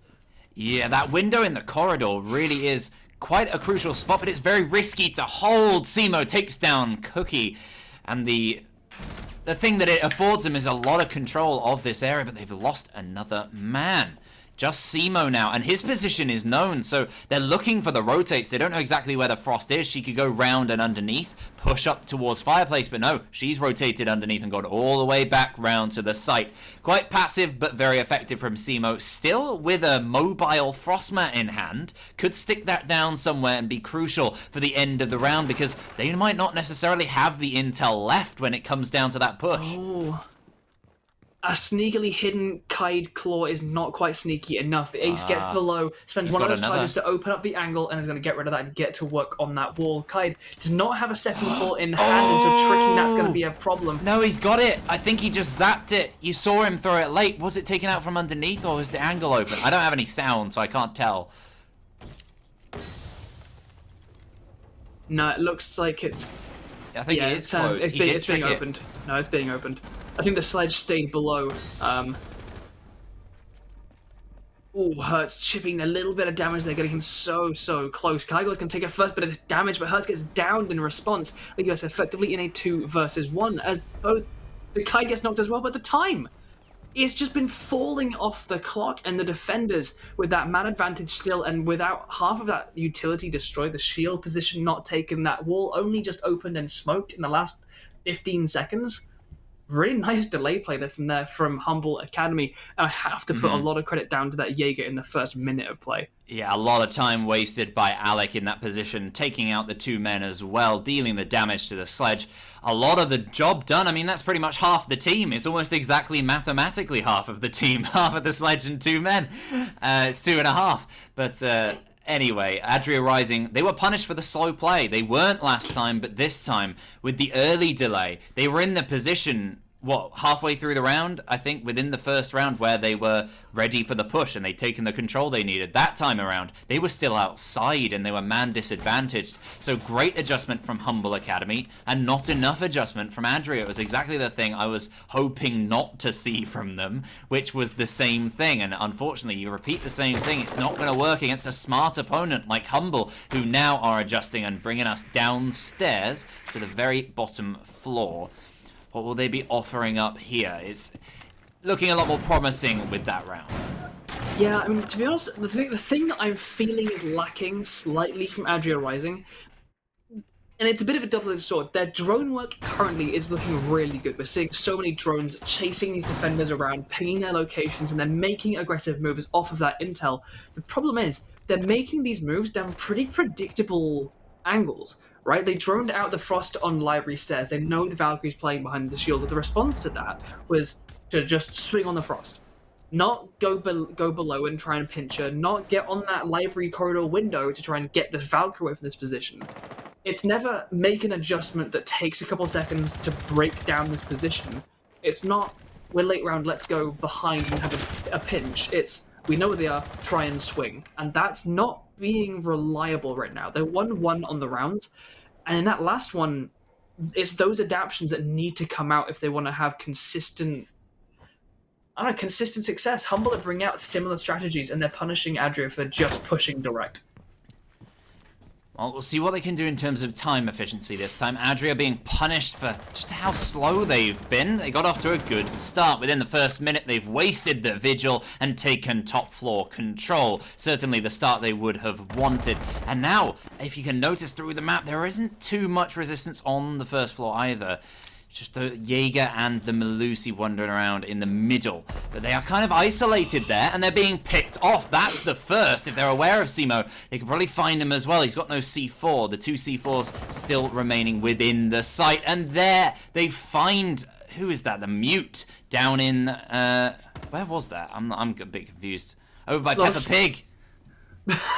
Yeah, the window at the top there of Fireplace Stairs gonna be finding the death of the Mute, and that's another Nitrocell off the board. Only 1 left in the hands of Andrew and 5 attackers. They're not pushing aggressively against these defenders. They're joining these positions, and because they're on the roam, they're just holding these careful angles. But a beautiful shot from Simo shuts down Hertz. Gantyman is taking damage elsewhere in a conflict with Andrea, but there's no one else on site. They're gonna be able to. Simo gets himself back there, but with 4 attackers and a whole minute left to work with. Oh, Andrea, what a beautiful swat. Yeah, very, very controlled, but he's taken down in response immediately by Buddha. Cookie finds his own, and it's another round for Adria Rising. Again, one of the more efficient teams I've seen in quite some time. They're relatively slow, but it's so assured. It's so well coordinated. But their moves, they're off of that drone work. That they recognize that roaming presence, and their response was to get an Ashe into a position. But rather than push, it was at some point you're going to come this way. The Ashe was patient, waited in with the angle up, aim at head height, and Vigil just walked right into it. Same story with the Jaeger moving across there through that kitchen corridor, cut off from that angle from the main entrance. We saw just Zofia holding it narrow. Well, the Jackal, they banned Jackal, so it's going to be tougher for them to roam clear, but they're roam clearing. Other than that Jaeger of Alec, I suppose, in the second round, which was just a player stuck in a corner. They knew he was there anyway. That was more of a misplay. Other than that, their roam clearing has been fantastic. They've dealt with it so well. They seem so coordinated to shut these men down. They don't need the Jackal. And that's the sort of thing that actually is a good adjustment for the bans. We were talking about them being a bit generic. That might actually be a lot more specific than we originally realized. May very well be the case. Interesting, I'm liking this smoke set. All right. Yeah, it's a classic. Was it Foxe? I can't remember who. It was a player for somebody odd who kind of normalized that smoke on the old chalet, just playing that tucked in position with a shield, watching that area. But it's not as prevalent now. A lot of people don't seem to be doing it as much. It's still definitely an option. I suppose it's not just it's quite not the same as it was before. I think as a position, I think they were just switching where they wanted their shields, because there now is a shield there, and the smoke still has one in hand. Just placing it now, I believe inside of elbow, I would expect. Yeah, there's a good few hard points now on Chalet, especially with the importance of elbow, that trench there in blue. Like, that corridor is so important. It's hard to understate with how it connects those two sites and has the access from the stairwell. He's still putting it down. There we go. He's finally decided where he wants it. Anyway, he's put it in that position, so it is the smoke. Or it's a Goyo.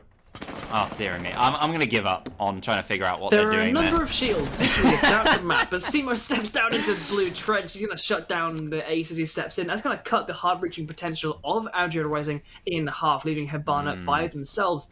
We do have the Kaid for denial, and nothing specific on the side of Adria Rising to get rid of it. Going to be up to those nades, most likely through a drone hole. Thank you, Noah. It is Goyo shields on kind of the external areas or the pillar angle, and then it is the smoke shield on the table looking towards elbow. So those are the angles of the shields that are set up, which is a very smart play, and it's actually quite passive from Hmble in the way that it allows them some security if they are pushed back out of Wine Cellar, which is a very defensive move, but they're assuming that things could go badly, which is a very precautious step. Part of the problem is you can impact that rotate from the smoke users to get back into sight from the site door without being exposed to any of the angles the smoke is holding. So as the smoke, you need the support here from Alec, and his position is definitely at least suspected. The sledge has been working away at both above and now on the side, and it's a bit of a standoff for now. We've praised the patience, and it's going to pay off here. Gantyman here to support, and we're jumping down the hatch and providing two-pronged pressure. But Alec can just take this one at a time if he's just careful and patient. He spots one, he gets some damage off. Not quite enough to finish it. There it is. Alex gets picked off by the Voya. The Zofia, the triple pinch down the main stairs.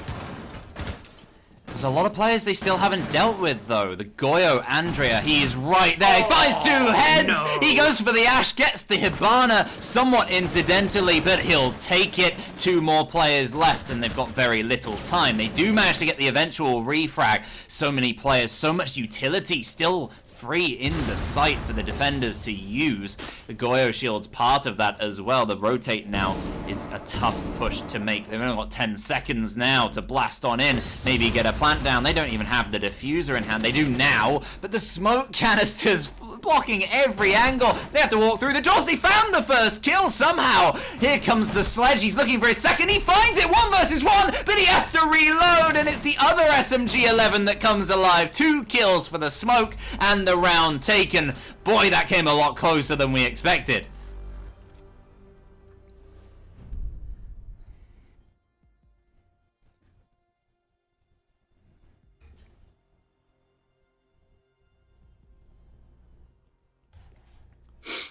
having those two SMGs coming up against each other, one with 3 targets, one with 2, just leaving that very small magazine just in a little bit of deficit there.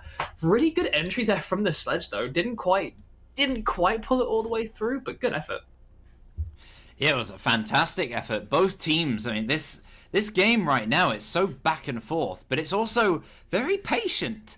It's a very interesting chalet we've got ourselves here. Often when a game is slow, you think it's dull. But right now it's incredibly methodical, and both these teams seem to be really sure of what they're doing, and I'm looking forward with the very methodical playstyle of Adria Rising on the attack, what they're going to offer on the defense. We've got 2 rounds until then, and that could see a 4-2 for either team or an even split, which currently looks like what we're headed towards, because neither team is really stepping too far ahead of the other. No, it's an interesting case of, I don't know, how quick people are to adapt to things. The moment we're seeing what looks like a very, very familiar setup on the side of Hmble Academy. They're setting up shields in the same places, they have the same angles opened up. This is where we need to start seeing Adria Rising adapt, bring something different, move somewhere else. Because look at all the utilities staring at library. The number of shields facing that, the number of operators they have lined up with angles that way. A quick move up Solarium Stairs catches almost all of the team on the opposite side of the site, if not the map. But Adria, regardless, go ahead. We've got a nice spread lineup from both teams. They've got the destructibility Adria to really punish. There's so much that they're offering up, Eldervarian.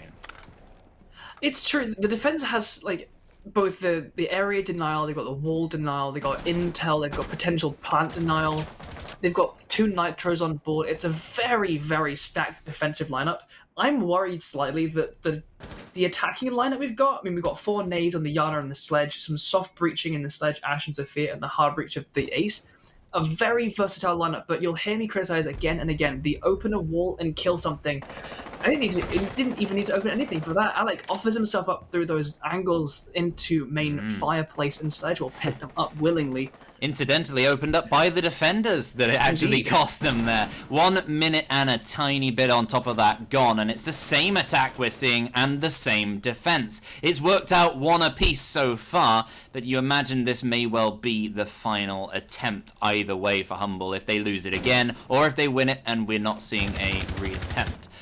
So Adria Rising 1.5 minutes. They haven't had that issue with the Jaeger as they had in the second round. This is looking a lot more like the first one that they won out. Unfortunately, that change in operator lineup from the defenders might just see them with a bit of an advantage depending on how that echo is utilized. They can play a lot more passive because they're not worried about players coming behind them. And in front, they find the first one. But underneath, they've lost Simo as well. Kill traded out immediately, advantage still in terms of man count in the hands of Adria. I mean, they've got the time to work with, but it's ticking down. We saw this come down to an Adria win earlier on in the game, but it wasn't convincing. It came down to a 2v2 fragfest that fell in their favor. And it's full north versus south. They're getting these angles open finally, and a drone is going to be pinging out the locations. The pings come out, and there's a shot. They catch 2! Unfriendly from Kennel Balcony. He's going to shut that down. Kagos up by himself at 30 seconds, and a smoke with 3 canisters left. That is a recipe for success if ever I did see one. He's been stepping up close. The drones, though, by the side of Adria, there's always a drone on them at all times. There's the shotgun, and it down to the Sledge! Is there anyone in support? 17 seconds, there's too much time left, and Unfriendly picks up the last. Guy goes good effort there, but just, we pointed out it was a late, and it was such a small adaptation, but that for the first time, an attacker pushing through that fluke doorway carves up that defensive setup staring towards library. Key triple from Buddha, but how was he allowed that double? Just stepping across Fluke and finding 2. Somewhat of a fluke, you'd say. I mean, you don't expect you'd be able to do that sort of thing, but there you go. 2 players completely exposed to an open angle. And it's a couple of kills for Adria. They take the round after that. Again, it's down to a kind of SMG-11 wielding player to kind of try and bring the game back. But Kygos couldn't manage it that time. Adria with the advantage here. I think part of the strength of the setup that Hmble are bringing right now is to get to that doorway and to peek in through the fluke doorway. You're exposed to a lot of the site of office, but master bedroom as well. All the angles across stare at that doorway. So you should be vulnerable to too many angles for that to be a viable thing. But if you look at these angles, not many of them are actually visible angles to that doorway, and there was no one playing there anyway. And so they just had that doorway next to them with nothing denying that entry. Nothing denying his presence right up against that doorway to make those shots, to take those kills, apart from a bit of a hopeful pre-fire from the Kaid, after which he just ignored it. Yeah. Not good enough right now. And it's that small adjustment that we needed from Adria that we didn't see previously that, I mean, cut that round in half. Yeah, it's coming to show how strong Contenders is this season. I mean, Adria are in 7th, Hmble. They've been up near the top for most of the season. They're in 2nd at the moment. A reminder, they need to pretty much win this if they want to take ahead in first spot above Machine Soldiers. I'm still not aware what their individual record is. So if behind the scenes people could figure that out for us, that'd be great so we know who's actually going to win today and come out in first. But they can guarantee themselves with any type of win. Overtime win, regular win, they are top, which means they will face unknown. It's basically a battle of who do you want to play, the team in 4th or the team in 3rd. Machine Soldiers lost to Hmble last week. Ooh, so Hmble, all they need is 1 point, and that means an overtime loss as well. But they've still got to take 6 rounds at a minimum. Thank you, Jerry. Yeah, Jerry here on production being so quick to provide the stats on backup. Really, really helpful there. Seems tempting fate with this early engagement onto Fluke Balcony. This is a really hard fight to take, though. Yeah, and Friendly's going to be able to just get a nice player. Going to be no C4 on the board for the Goyo, and no more impact left to be found on the round for them. What an impact Buddha's made already this game. A triple in the last round and 1 already this round to give them that little bit of an advantage. A lot of delaying operators, a lot of late round operators that could be useful for Hmble that they've got in their lineup. Thankfully, they are starting to whittle that down. Still a lot of utility to deal with, but the Valkyrie is down. Sam is taken down. No rampage for him. He's only found the 1 kill so far. And it's a tough hold from this position. We've seen Adria with a man advantage in this position already. They managed to take the win. They've won this twice out of 3 attempts. You'd expect, though, that the Fluke door peek isn't going to get Void or anything, surely. You'd hope. They did just have 1 player in Master Bedroom, but they've moved right now. They've backed right off the piano, which means a move in through that doorway could go unpunished. The drone economy from the side of Adria right now, it needs complementing. Oh, that could have been a big moment for Kygos, but he just doesn't see Cookie somehow in that position. Falls, the aggressive move really coming to compound the really weak position for his team. Drones and Gemini's coming out to figure out where these last 2 men are. This is what I love about Adria's play so far. If they could get this 4th round, it's all down to their slow and methodical play. They're not wasting any opportunities. They're not wasting a man advantage. They find themselves in a 3 versus 1. They take it nice and comfortably. A great attacking 4-2 split for them. Can they transition this to their defense, transfer it effectively? I'm thinking so, given how comfortable they look in terms of strategy. If they've got some defensive setups and Hmble don't know what they're doing as well on the attack, they could be spoiling the party today. Yeah, I mean, to be honest, Hmble just very stubborn in their setups. I like this attacking lineup. I like in the IQ and the Maverick, very versatile, very good for spotting out the cameras. They were bringing Valkyrie religiously. Not going to be up against them for this, but we're going to bar gaming with Aruni and Frost. Those two, a recipe for disaster on this site. There are so many window entries into this map. Frost is an absolute nightmare. A lot of it will come down to that mezzanine hold, making sure that you've got control of that top floor. Players will often be moving across the north, and you want to delay as much as possible. I'm thinking Hmble, they're a team up at the top. They know their stuff. Will they maybe even just go slightly more direct, bring out something unexpected? The lineup is pretty expected. Maybe bar that IQ. And I'm thinking maybe, given the operators they brought, they weren't expecting this site first, potentially. Which could be a misplay in terms of sites. I definitely think a misplay in terms of sites was prevalent for Hmble, as they attempted that top floor 4 times and lost it 3. I That's a think mistake. that was the stats on that. Yeah, I mean, to be honest, right now I'm thinking the IQ. It could be some kind of hint towards them expecting a Valkyrie 6 pick. The amount of droning that Adria were just absolutely raining down upon Hmble was fantastic. Like, I don't think I saw a move. I mean, earlier on we criticized potentially a bit of the directness of how they operated off of it, but even that's a pretty shallow criticism. Yeah. And so to maybe be prepared for more intel play. But regardless, no cams to be found, and IQ will mostly be a gun and util destruction from above. The motivational advantage for Hmble right now is that they know, despite being 2-4 down, that Chalet has that slight attacker-sidedness to it in its kind of infancy as a new map. It's got that slight edge as defenses just figure out exactly how they want to do it. We'll see it evolve, I imagine, over time. See, that's odd, because historically that worked in the inverse. Historically, the defenders would be able to be like, we're defending, it's on them to figure out what to do. We just need to hold these angles, figure out roughly where to sit and hold.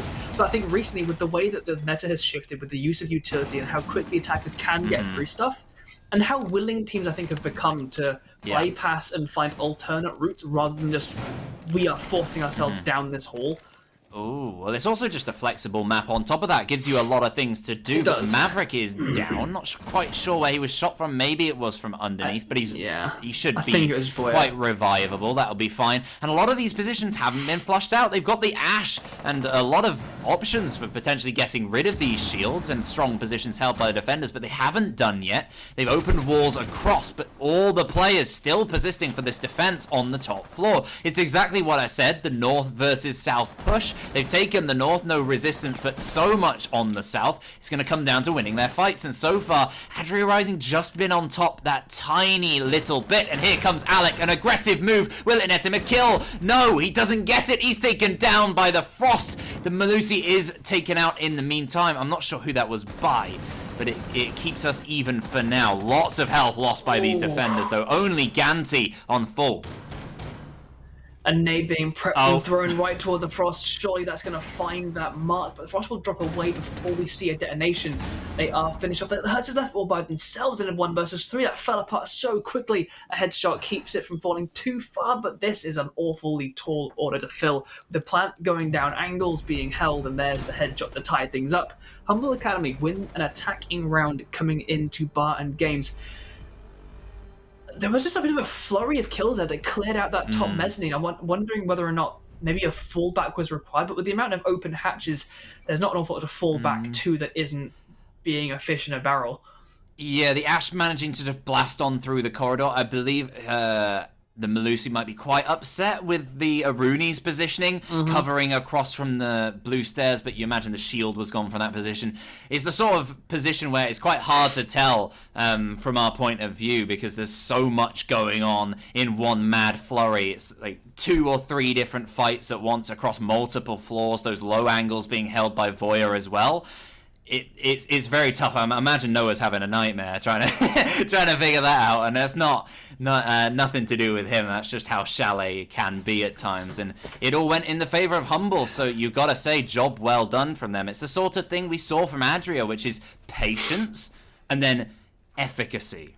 I think that's maybe one of the things that leads Chalet to being closer to even than being kind of defender-sided in its newer stages of development, in the way that, because you mentioned it's very easy to move around, right? It's very easy to bypass or at least find the weakest point. In that hold, Ash was in piano and trying to push from like office and piano into that corridor to start getting that impact down onto the arena on that stairwell. But they've got the piano door, they opened up the wall from office, they can peek across to the mezzanine balcony. There's the window on the side. There's so many options for attackers to figure that out. And Ash just managed to pick one of those, get the right timing in, either push off or deal with the Aruni. Didn't quite catch which, but either way, get across and be able to shut down the players over there on the top of that mezzanine balcony. We return to the basement. A strong sight for Hmble, but it came down to a frantic push, and it's a very quick entry here from them on their attempt to attack it. They're pushing players all the way down. Is that all of second floor controlled as well as first taken? I mean, the Buck's taken his first kill. I believe that's it. All players now, any roam dealt with, pushed back, and it's going to come down to a 5 versus 4 within the site already. It does look to be the case. A lot of angles held with all four defenders being on site. They can hold their cross angles. They can make sure they can be there to support each other should they need to. But with the attackers still up, the attackers can make it to open up more and more angles for them to be careful of. Oh, Hurts, we've seen him already. The impactful SMG-11 plays, being for defenses or attacks. He's again on it, on the smoke, and those canisters slowing down. Not going to be as effective as they might have been later on, as a lot of early work done by Hmble. Just going to come down to these early fights. If Cookie loses out this position, there's a player to replace, but then he can't watch the other angle and support his man. So this first fight could be the make or break for Adria as they are hanging on here. Angles open across as well, but the first kill comes in the hands of the smoke. Yet again, this time it's Hurt. It hurts. I'm going to go for Hurts. Yeah, I think that would be the correct one. Yeah. I mean, it's impressive that the defenders have held the attackers out for this long, to be honest. With this much time, and they've gotten rid of the mute jammer on that wall, they've opened it up, but they haven't been able to make an entry just yet. Your friendly shut down another one of the attackers, though. Sam the Rampage drops, that's the Zofia fallen, but an entry comes in from the Ash, gets a shot into Elbow, that's going to shut one down, and he keeps going. No one has stopped him yet, he's peeking through to connect, and he downs the next! He's unstoppable right now, and he's letting Andrew get that diffuser down, unfriended, left by himself on that mute. He's going to try and open a vertical angle, but it's going to do nothing more than give away his position as he tries to consider where to take this fight. But there are so many angles, and Alec's holding them all. Alec completely dominated that entry with a minute left. So much work, time to consider, and then just stepped in and picked up every kill like he's chilling out in aim lab. Living the Ash Jaeger main dream right now. A quad for Alec, doing a fantastic job. We spoke about his fantastic delay play earlier, but stepping into a different role with the Ash of being the aggressive first man into that push, and he won every single fight he set his eyes upon. Simo finding the earlier one, denying him of that potential ace. But we're back in a 4 versus 4. Hmble starting out really well on the attack, and Adria looking a bit weaker here. They're not going for those master setups. They seem to know how to attack it pretty well, but they're not defending it right now. Going for some slightly less, well, not necessarily less conventional, but less this game conventional, certainly. They're reattempting bar.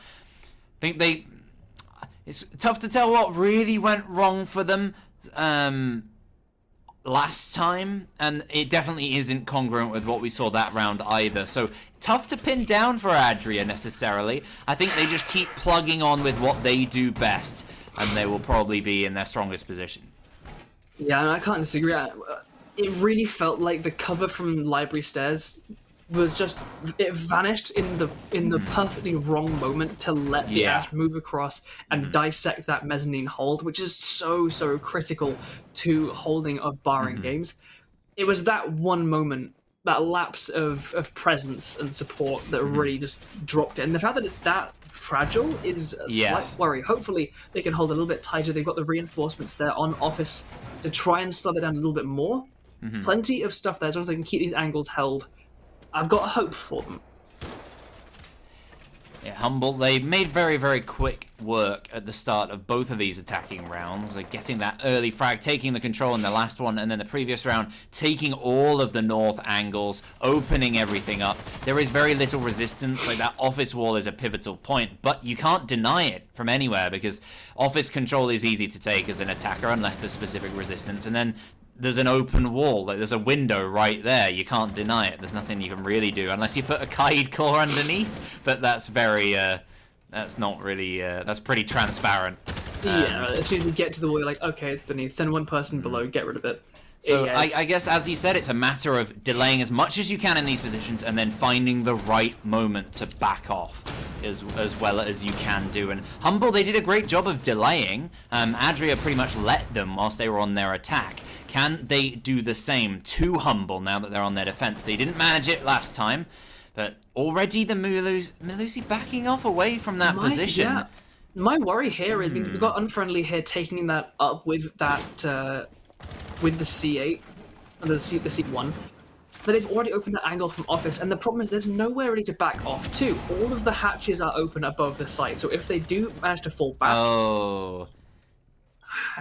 Not good for Buddha. He's taken down. Frostmats will still be in position and might catch off one or two if Hmble are making mistakes, but they're not in the business of it. They've lost a man, but a quick trade from Alec, again swooping around across mezzanine, finds the quick refrag, and that's not any sort of mistake. It's a worthy trade. They've taken the ground, but Voya, he sticks his head up the stairs that they thought they'd already cleared the attackers and finds a counter. 3 versus 3 now. Decent position still, but a minute left. All vertical control taken by Hmble. Again, very, very efficient. They just got to flush these players back, and the smoke. He's got the angle denial. He can make sure that the attack is funneled through 1 or 2 areas, but it's not ideal. No, with all these hatches open, yeah, I'm just going to drop and pick up one. Voya is still there. He doesn't know! The hatch. How does he not hear that drop or get that call that Alec has dropped? He got a quad previously to tie the round up, but Kygos is stepping in. He's not waiting for anything. He's going to get the diffuser down. 25 seconds. Is this deniable with a canister across the half wall? But he doesn't know. He gets the first shot, though. He's got the diffuser alone, but with 2 attackers above and below, he's got nowhere left to run. Hmble bring themselves into the lead with attacking, led with a spearhead in the shape of an ash, and everyone else is following in behind. I'm not convinced. Adria on their attack looked really nice, great drone work, small adjustments to take advantage of Humble's issues, but right now Hmble are just forcing them back. I'm not convinced by these bar games holds. Yeah, Hmble on the defense, they were not fantastic. They definitely struggled somewhat with Adria's pressure, but this time around they seem to have relinquished it entirely, just thrown it aside, slinked it off, and now they look fantastic on the attack. 3 rounds in a row. That 4-2 deficit seems a mile away now, and they are headed towards this overtime. And remember, that's what they need. All they need is the 1 point, this 1 round, and they finish first in Contenders. What a big moment for them. Adria Rising still only a few rounds away from an upset. To be honest, I mean, we're shifting over to Master Bedroom and Office, so we might see something a little bit stronger out of Adria. Their attacks here were very methodical. They've got themselves the Echo, so maybe a bit of that drone and intel work is going to come back in favor of them. We've seen Hmble as well. They backed off to a bit more of a stable, classic lineup. We've got the triple soft breach of the Zofia, Buck, and Ash, and the double hard breach of the Ace, and this time the Maverick in support of that. I think maybe quite a few of these teams are missing a trick so far today on the attacking side. Despite the fact that Adria did very well, they used that utility fantastically and burned it down. We've seen a lot of teams be very flexible with lineups and using all sorts of things. Like the Jackal ban might be a big impact upon that, as a lot of teams do like to run him. But there are a lot of roamers to potentially deal with. Hmble didn't really offer up much. They sat very deep and went for utility, which doesn't tend to work on Chalet from what I've seen so far, and it really didn't for them. And Hmble expecting the same from their opposition could be a bit of a problem if they're not aware of the roaming presence. Currently, they're trying to push back this bandit. I'm not sure where he's gone. He's still in the basement. He's lingering underneath. Yeah, he fled as far as he possibly could. Made a bit of noise. He's backed off for now. Alex seems to be just kind of cautious of where he might be popping up from, but for now, Bandit's going to stay nice below and hidden. There's a lot of freedom being afforded to the Zofia actually to begin getting this trick off on this wall for the Maverick. Start burning that away. The Zofia's going to be able to pop that open. And this is really good time efficiency, actually, from these attackers. But could a Nitro Cell come from below? Or is that the wrong floor? He's too far down. I was hopeful there. Yeah. No. A slight misbreach. I'm not sure if that was broken or something. But Mav might have to go at that again, or the Ace is just going to decide to open it himself. Less angles potentially being opened by the attackers, but that's alright. They've got it open. Lots of angles now for the remaining defenders to deal with, but in a different situation from what we saw with Hmble. Usually it was a 4 versus 3 or similar in this position. It's a 5 versus 5. None of the roamers dealt with, none of the players inside the site dealt with. But they do have all their utility still for the attackers. Now they're losing an even trade in terms of men, 1 each. But still that bandit could come to punish them. Hmble, they don't seem to be watching their backs too comfortably. And there we go. The bandit finds Sam. His position known, but that throws a spanner in the works. Hmble, they've got players behind and in front to deal with. What are they going to do with this? Are they going to push on through, or are they going to quickly adjust and deal with him? Well, drones are going to be coming into the side here to try and figure out what they can afford to go for. Simo feeling a little bit uncomfortable here, backing backwards and forwards. He's backing off towards those stairs. Simo is just Ganti is still below. He's still just being a bit of a thorn in the side, a bit of bullets. He's not really pushing for a kill. He's just being present. Oh. At this point, he's either going to come up Astro to get behind and get the safe, or he's going to come back up Fireplace with the smoke canisters and the echo drones. This is the problem when you go full open up walls and shoot and blow things up. You don't deal with the utility like the echo drones or have the awareness of where they might be. And it's all left down to Andrea. He steps into the fire of unfriendly Buddha, and Adria Rising bring it one step back. And this is going to bring us even, I believe, at 5-5. Hmble really struggling on Master Bedroom. It's exactly their problem. They're trying to play a Clubhouse. They're trying to play an Oregon. This is Chalet. It's not just dealing with this utility. They've got so much more to do. That Jackal ban could be so much more impactful than we realized from Adria Rising. Certainly helping them out there. They didn't even attempt at a roam clear. Adria Rising, if you're them right now, if you're desperate to deny Hmble, I don't know how much they care about making sure that they don't finish first. But if they just want to be spiteful more than anything else, they could go for it. 3 rounds in a row from them would see them to a victory here in regulation and deny Hmble those points that they want so desperately. Just 1 round in it in terms of shifting up the table. Adria still could move up ahead of quite a few teams, I believe. They would go equal points with the 2 in 5th and 6th. Not sure what the individual record is, so they could at least buy themselves some I don't know, what's the term? Jelly beans. I mean, they could. I mean, some kind of moral points. You know, something Pride. to be proud of. You're not being very helpful with my words today. I'm asking you to give me something, and you're just sitting there watching me flounder. I know, I'm sorry. No, I think, to be honest, Adria they're in with a pretty good chance here, to be honest. It's so back and forth. It doesn't look like a team that's sitting down in 7th or so and in 1st. And to be fair, Adria coming in late to the series, they accepted 2 losses from the previous team that left and opened up this spot. The fact that they're playing this well is just, it's screaming to me they don't belong this low down the table. No. They took this handicap and they're playing this well. And it makes me excited to see them again. But Ganti already a Nitro Cell kill onto Kygos. That's going to knock out the major hard breach. They still have the Maverick, the Zofia, the Buck, the Ash. They can still do a Maverick trick breach, but that's going to make things a whole lot slower, more obvious, and more dangerous when it comes to it. This obvious is the key word. Obvious is the perfect word. You know what that was from Hmble? Predictable, normal, standard. Oregon Clubhouse. Adria Rising. Oh, they're going to do this? Alright, we'll stand there. Easy, free C4 kill. Ace gone. Now what are you going to do? It's just simple. Adria seem willing to adjust, willing to step up and do whatever they want to do to win Chalet in particular. They've got themselves another kill. They're in a strong position. The Smokies backed off away from this wide open breach, which could be... Oh, now it's wide open. Breach and Simo. He's resisting. He's found himself a kill and he's contesting towards Elbow. Still not over for Hmble. They need that 1 round. And they're not far away. Stepping in here, a lot of angles to watch, especially by that player by the breach, but Simo's picking up another one. Voya hits the deck and it brings it even, but Simo is so low. 2 smokes still in the hands of Hertz, which could spell absolute disaster, but not so much as the Roni steps down and shuts the head off of Sound the Rampage and knocks both his attackers down in this box. Both so low. Keep that smoke alive and shut down the Maverick. Or he's choking on the yellow and Simo's left all by himself. They need to get to overtime to guarantee first, and they're being held off at the gates by Adria Rising right now.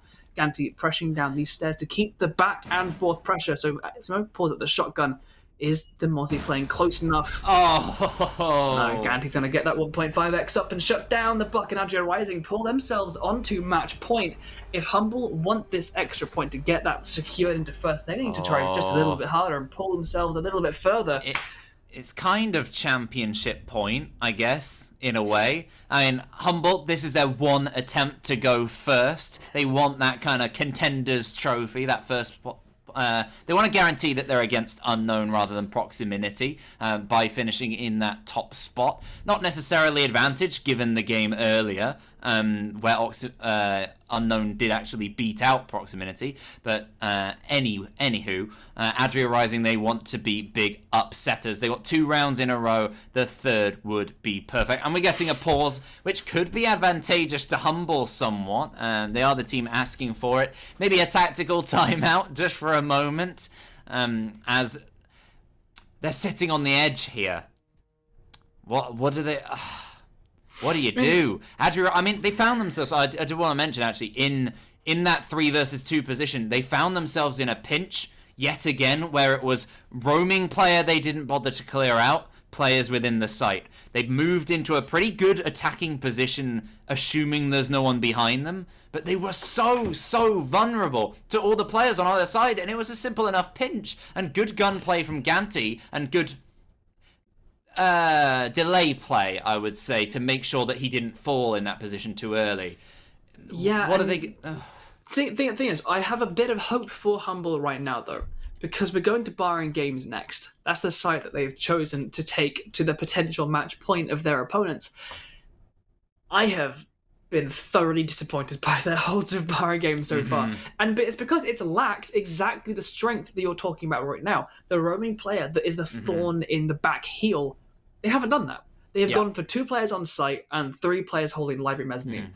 And both times, Hmble has just got on the attack, opened the walls if they reinforced it or whatever, pushed across and just hammered back. And when you fall back, they're not going for like, I'm a flank, I'm going to go all the way around. They're just dropping back to site, holding hatches. I don't think it's even that. I think it's the standard angles that you want on that basement defense. You want to play it on the lower stairs of library so that you're not... I mean, you saw that smoke in the 3 versus 1 in that earlier round, being wandering around the corridor. He's got a player above and then one on his floor. If you're underneath on those stairs, you're not vulnerable from above as directly necessarily, and you can counter that angle. You got the room across the... Is that... It's not coat check, is it? I can't remember what it's called. I know the one just you're that little box walking, room. Yeah, on the side of that angle as well is a strong position. I think too many players directly in the site. You want to defend a lot of this externally. We've seen players at different levels across play do that in general, and I think maybe being slightly more aware of exactly what angles they want to hold. They were just too vulnerable to a single Ash dropping in and just smashing all of them. Bit of a miscommunication there as well. I think they have that roaming player. They have that player inside of Trophy, inside of Kitchen. That first floor presence over on the north side. And then they have players underneath or closer and a bit more resistance on library stairs area, ready to counter that move and maybe being a bit more passive with the site. I mean, genuinely, play anything, but just as one of your top 4 players retreats down to the site, have one of your site players retreat down to the basement, and just commit to the run. It's not that long, unless you're leaving it to like the last, like when the attackers are going for their execute. You have the time to go downstairs, go through wine, come up West Main, and get behind these attackers. You have the time if you crack on with it. You don't have it if you kind of dawdle.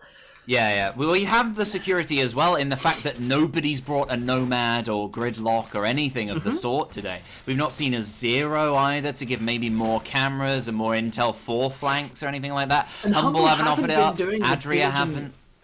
Hmble haven't been bringing that diligent drone work that we saw Adria Rising bring.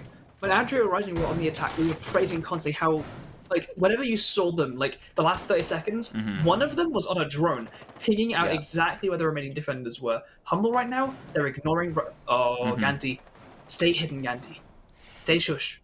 Yep, it's going to come down to that drone work, and they've not done it! The drone comes in a second too late! Ganti not aware of the angle being held from the master window. He doesn't get away with his life, he's shut down, but the black eye cameras are down, and so is the Buck, who is so pivotal often on these sites. The verticality he can offer you, not necessarily as much as we still got the Ashe and Zofia available, but it's a great position for Adria, just unnerving their opposition somewhat, and these positions still held. It's a good first minute, I would say, for Adria if they want this upset. I quite like this slight adjustment, though. Rather than reinforcing off that office wall, you can see we've made those floor hole angles. So as this Ashe gets in position to try and get rid of this shield, they're going to be exposed slightly. And so Alex will be choosing to get instead onto that window, bounce around. Big bro, Cookie, no! Oh dear! Buddha gets overly aggressive unnecessarily towards Alec. He tries to make it a 4 versus 2, but brings it back to an even 3 versus 3, which are big step back. With the great vertical C4 play, it's the sort of thing that Hmble just haven't been dealing with. They've not had the intel ready to counter any roaming players or pre-placed C4s or really anything. The drone play is just really poor from them right now, and it strikes of a team who just aren't rehearsed well enough on this map, and it's given Adria a good way in. Now that this shield has been dealt with, Voya, pivotal in this position. What will he do? He found one here last time, but was taken out on his escape to the site. He's got these pings coming out. He's going to be aware of these two attackers, and they don't seem... How are they not aware of this? But they can't afford to fall too far back to the site. They're still up. They're good. Alec and Andrea, they shut both of them down in the all by themselves. He picks up one. He ballbangs. He tries to pick up the second. He doesn't. He has a shot. Bring it to a 1 versus 1 for Andrea's match point. It's a run around the road with 45 seconds left. Alex pretty far into the walls. He's not quite exactly aware where Voya is, but Voya's holding on. He's not backing out of library just yet. You know, he's got the diffuser. He could fall back now, but at this point, you want to keep the momentum, keep the initiative in your own hands. It's down to Alec. He's the final man. All the hopes of Hmble of finishing first rest in this 1 versus 1. It's down to the man with 14 kills, but this is the most important of them all. The Jaeger swings, a missed shot. Alex swings back, takes the kill, takes first place for Hmble Academy. They finish in very top in Contenders. They'll be facing Unknown in the playoffs. What a fantastic bit of play. The game's still going, but that is the point they need. Adria, it's all to do with pride for overtime, but Hmble, that's their step over the line they needed. Oh, man, Alec on the Ashe is just being an absolute fiend right now. Can I say, reminder for those who've just tuned in, that gives Hmble first. I do realise the game's not over. It just gives them 1 point guaranteed, which takes them above Machine Soldiers, who will be playing up against Proximinity in the playoffs, which is going to be a great game. Both games are going to be fantastic. It's guaranteed in that. But that's how it stands. And now, as we see this switch inside, Adria find themselves once more on the attack with that pretty similar, versatile, pretty standard lineup. See a couple of little changes inside of Hmble. Got the Maestro, which I don't think we've seen so far in this matchup on Chalet. Please don't set up the same shield staring towards the library, hold that and ignore Solarium, and get all killed from Fluke doorway. I think this is the guarantee. This is the reason why I'm saying that I don't think Hmble know what they're doing on Chalet completely. They've done a great effort. Like, they clearly know what to do on Chalet, but I don't think they've maybe invested as much time as maybe they should have, just because of the fact they're going here again. They're doing very similar things, and it's not working, and they're not adjusting in the way that Adria have. I don't think Adria quite have... I think their position in the table is not really doing them justice. As you mentioned earlier, like, they didn't play those first 2 games. They adopted 2 losses, and since then they've won 2, lost 2. They should probably be up, maybe in that top 4 contesting, and they're really proving it right now, bringing it all the way for Hmble. They definitely want to nab themselves a win if they can. Absolutely. I mean, like, I'm convinced, to be honest. Like, these guys definitely belong in Contenders. I'm excited to see, hopefully, next season, if these guys rejoin us here at ECS, to see them get here from the start, not have to deal with a handicap of initial losses. And we're seeing already Adria Rising, and these drones in, followed up by Geminis. Their nose team has been playing close, but they know this is a really difficult spot to push into with so many angles open. Yeah, the shots will... Shots are ring out from Simo from this mezzanine balance, who's been given away that exact position, and there's no one beneath holding that hatch from below. So the attackers actually got a lot of freedom right now to just progress their way through the library, nice and careful. Alex moved up to support though, so taking their time too long right now could punish them. Well, The Ash swinging around up the central stairs. She takes a lot of damage and doesn't deal any herself. And now she finds the kill, takes down Sam, who's been struggling for kills today. He's out of the round. His Black Eyes should still give some crucial intel, and that intel might be very useful for Hmble at the very end of the round. But they got to make it there, and man after man are falling. That's 2 down, 3 remaining. Close to the site, except for Alec. He's tight inside of library entrance and finds his first 3-3. But a simple enough refrag. Adria, they're there for the support, the team play, just seeing them through. It's really hard to pin down exactly where all of them are, with having Unfriendly there on the drones constantly outside of Flute Balcony, with Hertz Gantry coming up from Fireplace Stairs. We've got people downstairs to get quick on the refrags. They're established on the south side, and they have complete control and presence to get these refrags. And now with 30 seconds, though, is this enough to hold out? We've got 2 canisters left in the hands of Kygos, and he's all the way back in Master Bedroom. He could impact and make sure they hold outside of that Fluke Balcony. This could be the difference maker that they needed, but he's not. He's going to be moving over towards Piano and holding outside of that hole. Time is low. 1 smoke canister left to block off the Piano angle. It'll be a run through. They could probably tank it, 1 or 2 of these players. I don't think they're going to. They're gonna have to go straight through. It's Buddha. He's planting. He's completely isolated. His support across. Cookie has lost 1 fight. Now just down to the sledge. He's having another SMG-11 fight with Kygos. His teammate's taken down. The plant is stuck, but as the planter is taken down, a simple finish off for Adria. Kygos defuse, disable even, and it's the round for Hmble. They finally get one after losing 3 in a row here. They found their 2nd win on Master Bedroom, and that's their 1st in overtime. And if you're going to break a trend, now is the time to do it. They might find themselves hitting 2 points rather than just the 1 that they require if they can find this final win. As long as Adria don't defend bar games, yeah, I think Adria might have this, at least this round.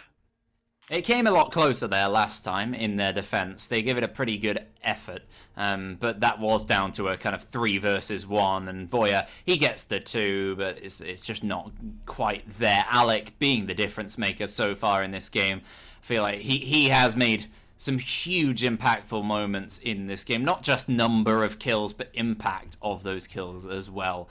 In this game has seen Hmble all the way to this 7-6. They're on match point. Master Bedroom, what are we going to see from them?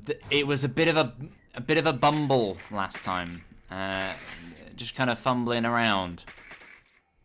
It is a bit of a fumbly-bumbly. Master Bedroom is going to be their target. By the looks of where these drones are making their entries and beginning to gather some information, guessing we're going to be looking at another library-sided push. It's interesting to see. We were talking at the beginning of this how at the higher levels of play, we're interested to see how much they want to get inspired by and learn from those kinds of play, and how much Solarium has been almost completely ignored. Yeah. Especially on these master defenses. Mm-hmm. Well, and the verticality in general. Like, you don't have to necessarily contest Solarium, be a huge, fan of it to necessarily just go underneath and deal with stuff. We've seen very little in terms of dealing with roams. Adria, when they've had roamers to deal with, they've done it really well, but it's been very rare. When Hmble have had roamers to deal with, which have been mainly just Ganti wandering around the map by himself, which he's doing again, they haven't dealt with it very much at all. They've really struggled with it. He's always been there to pinch late round, and that's despite being a menace in the early round as well. They never commit to clearing him. They never decide, right, we'll get back to the site in a minute, leave 1 person to keep them from pushing from there. 2 of us, you down these stairs, we'll pinch him. It's always just like, fire, push him back a little bit. No, we got to push the site. We got to focus on the site. And it's just giving Ganti so much freedom. Yeah, neither of these teams generally are being they're not being pushed for time that much. They definitely have the time within their current schedule to maybe try and deal with some of this. So it is a bit of a surprise. We do have that 0 as well, maybe, as I suggested, instead of the Jackal, to give some flank watch, or maybe get some more direct intel in terms of the site as well. Maybe a bit of breach help if need be, but C4s have been the enemy of a lot of players today, especially on Hmble's side. Kygo's usually the man who's fallen to C4s, has taken one himself, and Adria gets one as well, evening the man count. 3-3 halfway through, but he's not done yet. The Maverick finds a second. On that rappel, he's cut that site in half completely, leaving it into a 2 versus 3. Kaigo's going to start getting that plant down, but the Yokai is here. They haven't got anything to deal with it, but with a minute 15 left, they have plenty of time. Sam the Rampage shuts down the Bandit, and it's all left down to the Echo. The push from Solera and Cutlass and Sam the Rampage. The MP7 on the attack finds Zero getting that final kill. And that brings us to the end of that with Adria. Is that right? Hmble taking the victory 8-6. the MP7 ruined me there. I was like, wait, who's on attacking defense? And MP7 got the win. What? Well, no, I don't blame you, because the MP7 of the Bandit was usually the most impactful thing. It was Ganti finding all those kills, sneaking around and getting them. But actually, it was this time to switch up in terms of intel was one of the biggest problems for Hmble. Dealing with roamers was one of the biggest problems for them. Bring the 0. Both done. Round taken, game taken, and most importantly, they didn't even need that overtime win. They could have taken it with the loss, but they take 2 points, which gives them a mathematical 1-point advantage over Machine Soldiers. They are in first. Congratulations to Hmble this season. We've not seen much of it, but I assume they must have been fantastic throughout. And hopefully we will see plenty more of what they have turned into and been sculpted into over the course of this first stage when we get to playoffs and see them fight up against their fellow contenders in the early stages and see if they can make their way on to battle their way through majors and find their route potentially Let's have a look at the that. Championship. I believe we have a bracket for you all to see. No, we don't. Okay, Quick, stall. Vamp. The weather in lovely right now in the Adria, UK. they rose and then they fell. Hmble, they bumble and fumbled. It was. I'm interested to see how those playstyles come up against the majors teams, especially on maps like Chalet, because there's so much freedom in Chalet, right? Like you can bring these defensive setups that you can come up with, and you can be quite versatile in your attacking. Ooh. Oh yeah, we every oh there you go. Okay, cool. Nice. So, Contenders first. As you said, the Contenders first. I wouldn't say it's disadvantaged, but you go towards majors instead. So I guess that's more punishing the 4th place Contenders team. So that will be first and versus 4th will be Hmble versus Unknown. The 2nd versus 3rd Contenders will be Machine Soldiers versus Proximinity, who will be facing those 2 open teams.